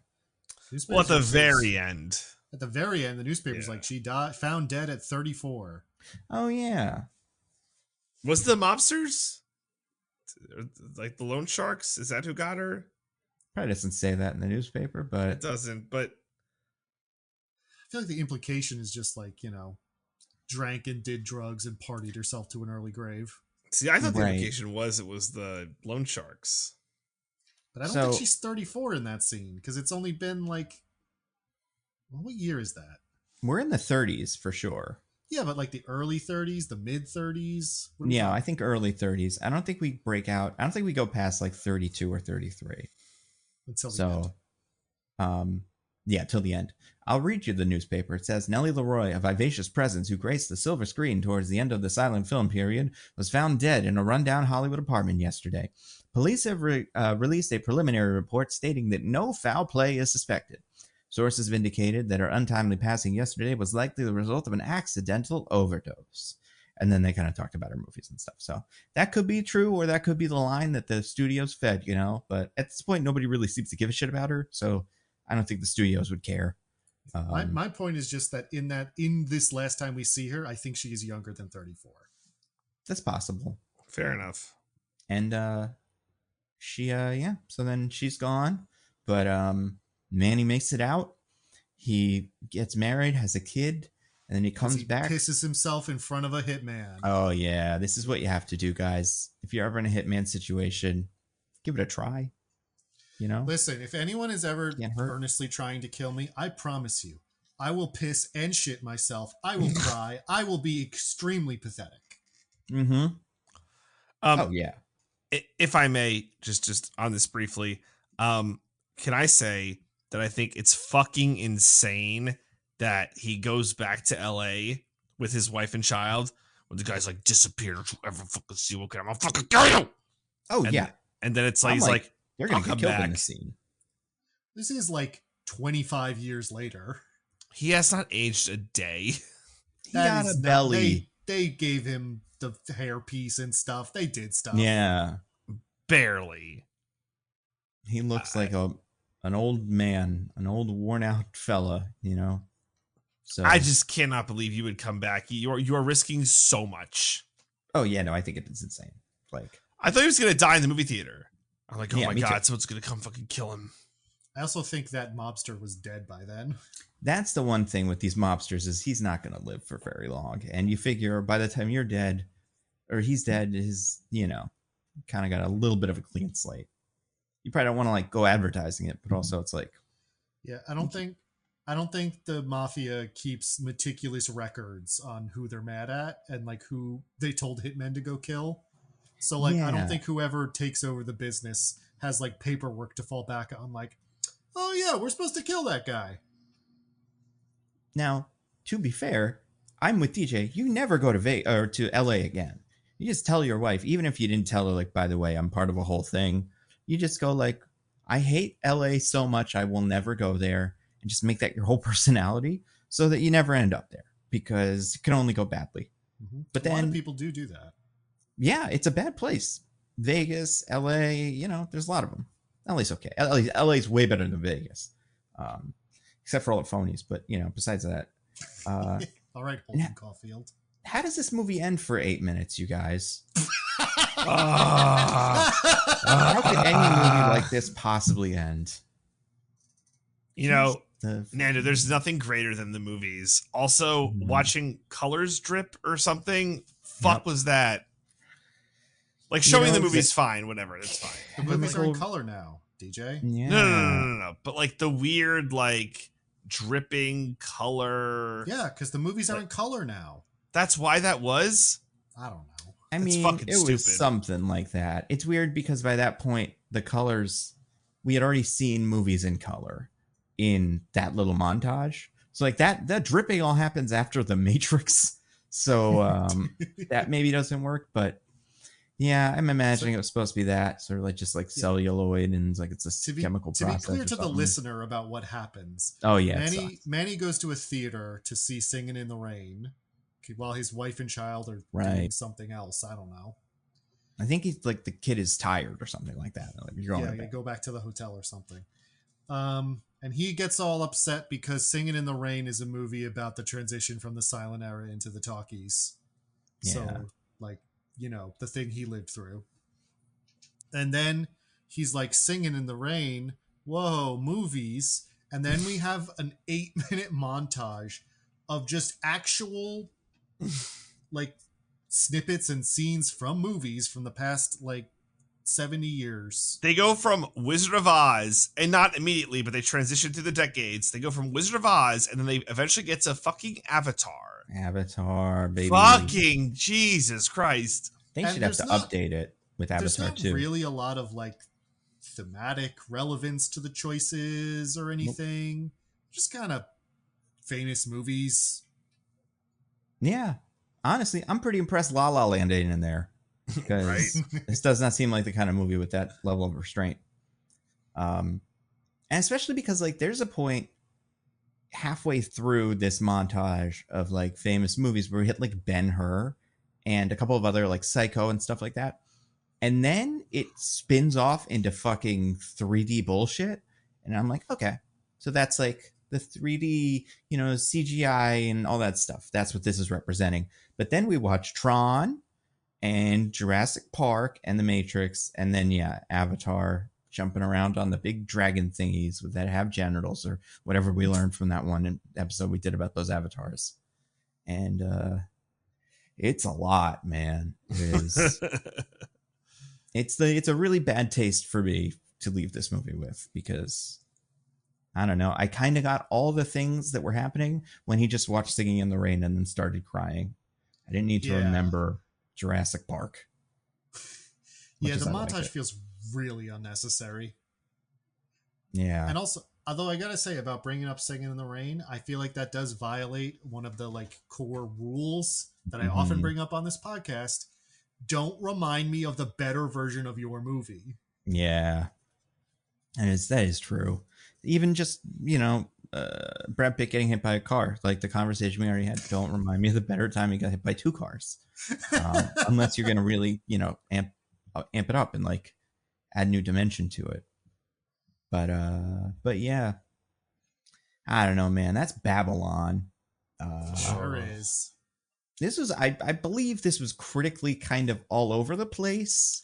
I don't think it was as panned as you would expect considering what we all said. But again, Hollywood loves itself. It got a very mixed reception. Some people like it, some people hate it. Yeah. And that's fair, I think. It's a 57 on Rotten Tomatoes and a 52 audience score, which you never see them at the same thing. Unless they feature a woman as the lead. Well, but that, oh yeah, I guess that's fair. If it's a badly reviewed movie by critics and it has a woman, then yeah, you're screwed. But yeah, I wonder, did it make money? Because it seems insanely expensive, right? It's actually not that. I mean, like it's expensive. Like it's like 60 million or something. But in comparison of like, you know, big budget movies. Wait, where did you get 60 million from? I was pulling from my memory. It might be different. Yeah, according to IMDb, it's 110 million. Oh, and the U.S. gross is 16 million, excuse me, and the worldwide gross is 65 million. So maybe that's how wires got crossed, but yeah. On Wikipedia, it says the budget is 78 to 80 million. Huh. Well, both of them, IMDb and Wikipedia, both have edit buttons. So fuck it, let's just decide right now and fix it. What do you want? You want to cut it right down the middle, say 90 mil? Why Seems not? About right. Let's just change the world. But yeah, that's kind of a bomb. That's very expensive. Damien Chazelle has not made a movie since this, I think. No, didn't he? Wasn't his astronaut movie after this? I don't think he directed that. I think he produced it. And also, I'm wrong. It was 4 years before this. Yeah. And what he didn't do was write that one. He did direct it. Oh, okay. Oh, yeah, there you go. But, yeah. I'm sure he's got something else, Babylon 2, cooking up. Something called The Claim he's working on. Or maybe he could just make 10 Cloverfield Lane again. That was good. You know? Well, he only wrote that one. He didn't direct it. Yeah. Although I really like 10 Cloverfield Lane. Yeah, it's the best movie connected to him as far as I'm concerned. Although Whiplash is good. Whiplash. Yeah. But yeah, anything else about Babylon? Would this be the thing that had us stop doing listener choices? No more March Madness. No more Survivor Pool. No more like we're done. I think it's the thing that made us force people to give us second choices. Yes, that's for sure. I think we need some version of that, like a veto system. Well, we do have that now. We do tell people to give us more than one choice. So I think that's probably part of it. I think also, just all that poop, there's a lot of that. Movies shouldn't have that much. I mean, Vomit? I'm not. Here's what I want to say. I'm not against poop. I'm not against vulgar humor. Peeing on people. Peeing on people. Well, you're for it. Someone say I'm for it. Yeah, it's your favorite. So I want it to exist for a reason other than trying to shock you. And I don't feel like that is true of this movie. Yeah. Well, it's like a metaphor, of like Hollywood shits on people, Did you catch that? Pretty cool. Well, it was too subtle for me, Nando. No, I didn't think about that at all. You got it. Hopefully Babylon 2 will be able to get you. Or Avatar. Just watch Avatar. That's the sequel to Babylon as far as I'm concerned. Even though it came out first. Oh, yeah. A sequel in terms of being like it's like a maybe this is the prequel to Avatar. I see. Okay. That's more of it. That's it's what like the ending would suggest to me. Exactly. It's like Solo or something. This is a prequel to all movies when you think about it. So yeah, everybody should watch it. Except for the early silent ones. That's true. Yeah, those don't count. Do you guys want to get to our classic segment? Yeah. I would love that. All right, you guys, let's recommend some things to the fine people. DJ, what do you have to recommend to everybody this week? All right.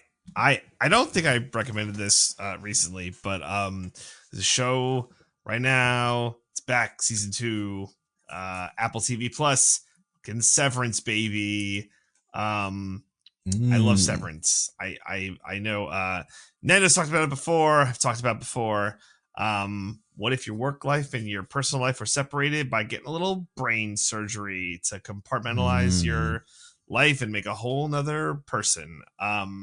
It's great. And one of those people's entire life is being at work. Yep. That's their entire existence. It's a fascinating show. Adam Scott, so great. And everyone, I feel like in this show's a 10. But like Patricia Arquette, Christopher Walken, big names, John Turturro's in it. Like I said, Adam Scott. And Zach Cherry, the guy that tells Spider-Man to do a flip. Yeah, the most important guy. Of course. And is Dodge Tynes' best friend. That's right. Right. Who he knows from Dangerous Game. Yeah, Zach Cherry. What did I see him in very recently? I feel like, what was I watching? I don't know. You go and I'll tell you what the Zach Cherry thing was. Anyway, it's a really good show. This season, it starts off a teensy bit slow, but the end of episode 3, they hit the ground running pretty big, and it's okay, we're doing some stuff because I feel like with a show like this, sometimes you can kind of get a little stagnant. It's you did the idea, but how are you going to build? But this show has proven it can build. Still small sample, right? It's only the 3rd episode into its 2nd season. The 3rd episode of what, 6? 9. Yeah, I don't know how long it is, but I think it's 9, which respectable. Right. Yeah, that's a 3rd of the entire season. I don't think that's a small sample anymore. All right, fair enough. But I guess I'm how long could this show go for? I hope forever. Yeah, you never know when a show's gonna go completely off the rails. Well, yeah. If every season takes as long as this one did, then it will last for 90 years and 6 seasons. Yeah, that is true. That hopefully they could increase that output. Start severing the employees if they got to. Oh yeah, if only there were such a procedure. But it's a great show, and I love it, and I highly recommend it. It's like one of my favorite television shows on right now. And then I know I mentioned last week or 2 weeks ago. I know I'd already mentioned Traitors, but I just want to give it another shout because it's going on. It's not too late. I think there's like 5 or 6 episodes out, and that is another one where it's only like 10 episodes. So we are halfway through the season, but it is like one of the best reality shows I have seen. It feels so much like a scripted show that I'm like, fuck, is it scripted? Just because some of the stuff that happens is like so good. And like the secret is like they've gotten like professional reality TV people to be on a show. So of course they know how to do it well. But like, I don't know, if you're into reality TV, that's compelling. So yeah, I think Severance is so good this season. So yeah, I would once again recommend that. But that's all I have. Diggins, what about you? Well, DJ, I watched a little movie today, actually, before I watched Babylon. I went to see a little movie of what you would agree is the perfect length. 3 hours and 30 minutes. Love it. That's right. Before I watched Babylon and then did this podcast, I went out and watched The Brutalist. God damn. It's been quite a day. Well, you got the intermission, right? So at least you did get an intermission. Actually, I was going to say, DJ, with the intermission, you can think of it as 2 tight 90s. 2 tight 90s, yeah. Mm-hmm. How did you spend the intermission? I went and got popcorn. Like, it's 15 minutes. It's a sizable intermission. And there's like a timer on screen, which I love from what I've heard. Like, that's how you do it. Yeah, it's built into the movie. A lot of times when movies have intermissions, it's just like the theater's just supposed to stop playing it for a certain amount of time. And a lot of theaters just don't do that because they want to fit in more showings. Right. But this one is part of the film, so they can't skip it. Love it. Yeah, so The Brutalist is a like fictional historical thing. Like it's not about real people, but it's supposed to be, evocative of real things, kind of like this movie. Yeah. It follows Adrian Brody as Laszlo Toth, who is a Hungarian architect. Oh, got him. What? Toth, right? Is that how you pronounce that in Hungarian? I think it's Toth, yeah. I mean, okay. You saw the movie, Diggins. How does he say it? I know a few Toths. So anyway, sorry. T-H? Yeah, Laszlo Toth. Laszlo Toth. I guess if I was being really, it would be more like Laszlo Toth. Right. So, yeah. Anyway, sorry. Continue. He is an architect from Hungary. He's also Jewish, and it's 1947, so he just got out of the camps. And he has managed to, flee to America instead of having to go back to Hungary. And so he's sort of like starting over there, like help from his cousin and such. And it's just sort of this big, long journey about him sort of like settling into America, like getting to become an architect again, being reunited with his wife who has been stuck in Hungary for a long time. It's sort of this long thing where like this one rich guy realizes like, oh, you're like actually a really well-trained and talented modernist architect. And so like, I want you to hire you to do my crazy project. And like through that story, which takes place over like, it's about a decade, I'd say, of time, maybe a little more. It's just this whole grand story about his life, his relationship with this rich family, his wife and his niece, and just generally about like kind of their immigrant experience in America. And I found it pretty good. I liked it. It's very, I think,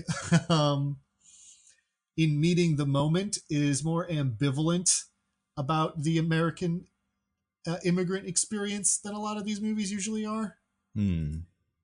Not in terms of like people shouldn't come here, but in terms of like you're gonna have a bad time because people here suck. But I think the ways in which it goes about, well, I'd say brutal, although brutalism has a long history with the term. It's not really supposed to evoke, because it comes from a French word, so it's not really supposed to evoke that sort of connotation that it does in English. That's interesting, because I did think that was why. It was just like, it's brutal, man. It's all flat. I didn't realize there's more to it. I mean, that is, the style is like heavy on like concrete, very geometric shapes, etc. So like, it's understandable why people think that, but that's actually not where it comes from. Interesting. Anyway, and also Adrian Brody is like giving a really good performance. I really liked Felicity Jones actually as his wife, Urshabet. Because you think, oh, it's the wife character in one of these like historical drama type movies. Yeah. That like, or like, it's not a biopic because again, these are not real people, but it like has sort of some of the framing of a biopic. So you're like, I know what the wife character in this movie is like. And then she gets there and like the first thing she does, I'm like, whoa, no, I don't. She doesn't yell at him for cheating on her? That's the most important thing. That doesn't happen. Wow. Does he read a book? What would his famous catchphrase be? All the walls should be made of concrete off of her boobs? Or something? Oh my God. Is it like, it's like, what does this in Hungarian? What does this plan blueprint say? Like, I really wish all biopics from now on had people saying their famous catchphrase while mid coitus with Florence Pugh. Yeah, I think that would be great. And that was last year. Was that last year? God damn. No. That was 2 years ago. Okay, 2 years ago. Yeah. Because it won the Oscar last year. That's right. Yeah. Very good. Anyway. I think it's really enjoyable. If you're not some sort of freakazoid who hates when movies are long. Or, a busy person or a parent who can't devote that much time. Do you have a favorite half? I've heard some people say they really like one half and really dislike the other half. I wouldn't say I dislike either half. Which one do I like more? That is a good question. I guess I would say the second half, because I think Felicity Jones's character was kind of the most interesting part for me, and she's in the second half way more than the first half. Interesting. But they are pretty different, I will say. So like I understand how people could have that reaction. But yeah, so that's The Brutalist, one of our Best Picture nominees. Yeah. So you can probably find it at least in some theaters through March. If not, I'm sure it'll be streaming somewhere before the ceremony. But I think the theater experience is good for it because it's so long and it has an intermission. I feel like that's part of it. Yeah, one other Brutalist question, because you said you liked Adrian Brody. Yeah. Does he do his accent in it? The Jamaican accent. Does he? Is that at all? Like, not even for fun with his friends in Hungary? They're like, do the voice. And he's like, all right, here we go. And then he cracks one out. If that was in the movie, they cut it from the final cut. That makes sense. Too woke. It's still. Yeah, so that is my rec. What about you, Nando? I'm going to recommend a show, like is usually done by me, according to that pie chart. I did a movie, as is overwhelmingly done by me. And DJ did a show and a movie. Or no, 2 shows. 2 shows, and 1 show I already previously did. So, but you've done a lot of games already this year, so this is good. Fair. Distribution. I feel like I thought about it. I was like, how do I rank so many shows? It's like, oh, right. I don't finish any of them. Like, I do 6 episodes of a show and then just give up most of the time. But that's not going to be the case for Joey. I'll tell you No, definitely not Joey. No. And, Severance, we'll see. But I have a really good feeling about it. And this other show, I definitely am going to finish as well, as far as now. But I watched a new, I think it's an animated. I mean, I know it's animated. I believe it is an Adult Swim show. It is called Common Side Effects. Have either of you guys heard of this? No. So this is the second venture. Well, not second venture, I guess, because they've done stuff before. But this is the next step from the creators of Scavenger's Reign. This is an animated television show. Now, it's not like it's very different from Scavenger's Reign, but it's got a very and Mike Judge is in it. So I would say it has a very Mike Judgy vibe comedy wise. But the basic premise is there is a character who works for a healthcare organization. Her boss is evil, but like not like evil. You already said she works for a healthcare organization. Yeah, I guess her boss is evil in the sense that he's like kind of dumb, but also like works for a healthcare organization. And she bumps into a friend of hers who has just discovered a magic mushroom that can cure any disease. And the government's kind of after him for it. And also she's like, oh, can I use this? Maybe. Or maybe now she's part of the, quest to keep this thing alive or whatever. I'm only one episode in, so I do not know exactly what the direction they're going in is. But it mostly follows these two main characters, which names I believe are Marshall and Francis. And then two agents that are following them, Agent Capano and Harrington. They're people that you kind of would recognize the voices of. Emily Pendergast does the voice of Francis. And I recognize her as being Jonah Ryan's wife in Veep, the later wife, the one that is secretly his cousin, speaking of incest. But and I love, she's so funny on that show. But this show is very funny. Like I said, very Mike Judgy.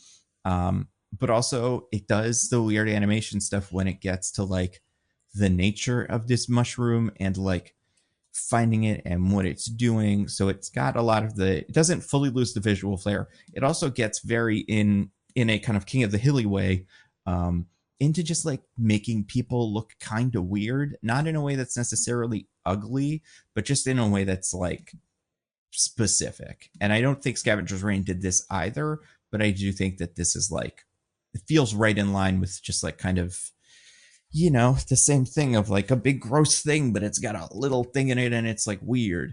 This is that, but if that's a guy. And I think it's pretty cool. And I love that it's about a healthcare organization. Like, it's so funny that this came out in a post Luigi world, but I appreciate that about it. Like I said, it's on Adult Swim. It just came out like the other day. There's 2 episodes out now. I've only watched 1. And I think it's very funny. And I also think it just feels promising as like a show with really big ambition and like where a story a year from now or like at the end of this season could be anywhere. Like, so I have no idea what to expect, but I think it's going to be pretty weird. So I appreciate that. And it's called Common Side Effects. And also Severance is good. What are we doing next week, fellas? What are Great we question. doing? Yeah. We're saluting our troop. Our single troop of right? Is that not Captain America? Or is that in 2 weeks? Oh my god, it's not even yet. I don't think that's this week. Jesus Christ, Captain America, get it the fuck together. First you say you hate America, and now you're not even putting out the movie this week? Oh my god. Oh man, I almost forgot to mention we were talking about Joey. Weird moment in this, Joey kind of implies he's a fan of George W. Bush. Oh, when was that? I can't remember. Because when in the party, he's talking about how he doesn't want to be friends with anyone else besides Jake. And he's like, who am I going to be friends with? The parrot lady? The crazy bird lady? I don't like what her bird said about the president. Oh, yeah, that's right. Yeah, I mean, Joey's kind of dumb. So he probably does see himself a lot in Bush and like the one you want to listen. Have a beer Joey with. may not share food. I wouldn't call him a war criminal. That's fair. Well, we haven't finished the show. There's a lot of room for things to change.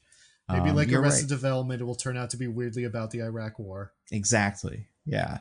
But yeah, so you're right. Brave New World is not till next week. So I don't know. We could do something else. I mean, we've got 2 more deaths left. We're actually shaving it down. That's too many. Or that's too few. We need more. I'd say. Well, don't worry. March is coming up.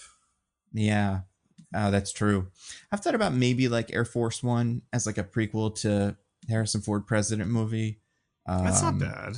Yeah. Like I think I haven't seen it in a pretty long time. I think it's pretty stupid, but kind of fun. But like that might be good. I don't know. If people have suggestions, we'll take them. Wolfman's on VOD now. That could be fun. Will Flight Risk be on VOD? You know, you figure it would, but I don't think it is.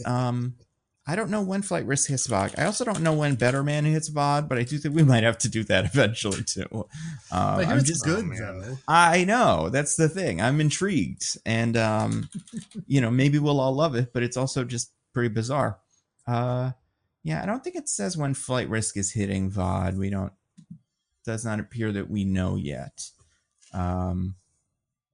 Which is quite a shame. Oh man, I wish I knew. But we don't. Oh no. We'll figure it out. Yeah, we'll figure it out. DJ, do you have anything you would like to plug for the fine people? Just Roses and Rejections to check out our lovely podcast on The Bachelor. What about you, Diggins? I do actually. I did another, they call them side quest for the Fun and Games pod. That's fun in quotations. Which is just a little feature they do where they have guests come on and just talk about a game that they like for 10 to 15 minutes. So I recorded one for Nine Sols, which was my favorite game of last year. I believe I wrecked it on some episode or other. You can search those now that we put them in the description. That's right. So yeah, you can go check that out. That's in their feed in the Fun and Games pod. Just me talking about a game I liked. What about you, Nando? As far as videos, nothing new that is like a Nando V Movies video. My next video that's going to go on Nebula, which will be on YouTube eventually, is the who are all the pets in the Marvel movies and what are they up to video, and which ones are we missing? Mostly because I've always felt cheated that they did not give Anthony Mackie a Falcon that he has a psychic connection with and instead made it a drone. So I wanted to kind of look at this and go like, who else are we missing and how many of the rest of them do we have? And you'd be surprised. We have quite a few. And that will eventually lead into like probably a Pet Avengers pitch video. But for now, it's just kind of taking stock. So that will be on YouTube soonish. Do you think Dwayne "The Rock" Johnson will also be in the Pet Avengers movie? I was thinking about it. Well, I didn't want to. When I was thinking about the pitch, I was like, what could I use as like a, looking at how this could be done. And then immediately my first thought was, well, what if all the superheroes got thrown into a thing? And I was like, wait, no, that's what they did in the other one. Don't do that. And I'm not going to. So that should be fun. And on YouTube, my Nando Cut videos, which are also on Nebula, I'm going to have something about Fantastic Four. I was going to do something about the Fantastic Four AI poster that's apparently not AI. So I'm going to give that a day. Disney. I know. Sure. I'm also not convinced. But also they said it, which like feels like something that you would either ignore if it was AI or you would just say it is. I don't understand. I don't know. It doesn't, I don't get it. But either way, that's weird. But I might not do that now. But I do have a video about the Batman game that I played on the fucking stupid ass, what is it? Meta Oculus Horizon Rift, whatever it's called, which I just returned. But I think the game is quite cool because it's about Batman. So that video will be out eventually. But Fantastic Four will probably come first. Until next week, I've been at Nando V Movies on Bluesky. I'm at Zippy by Day on Bluesky. I'm at C Diggins on, you guessed it, Bluesky. All right. Goodbye, everybody. Goodbye. See ya.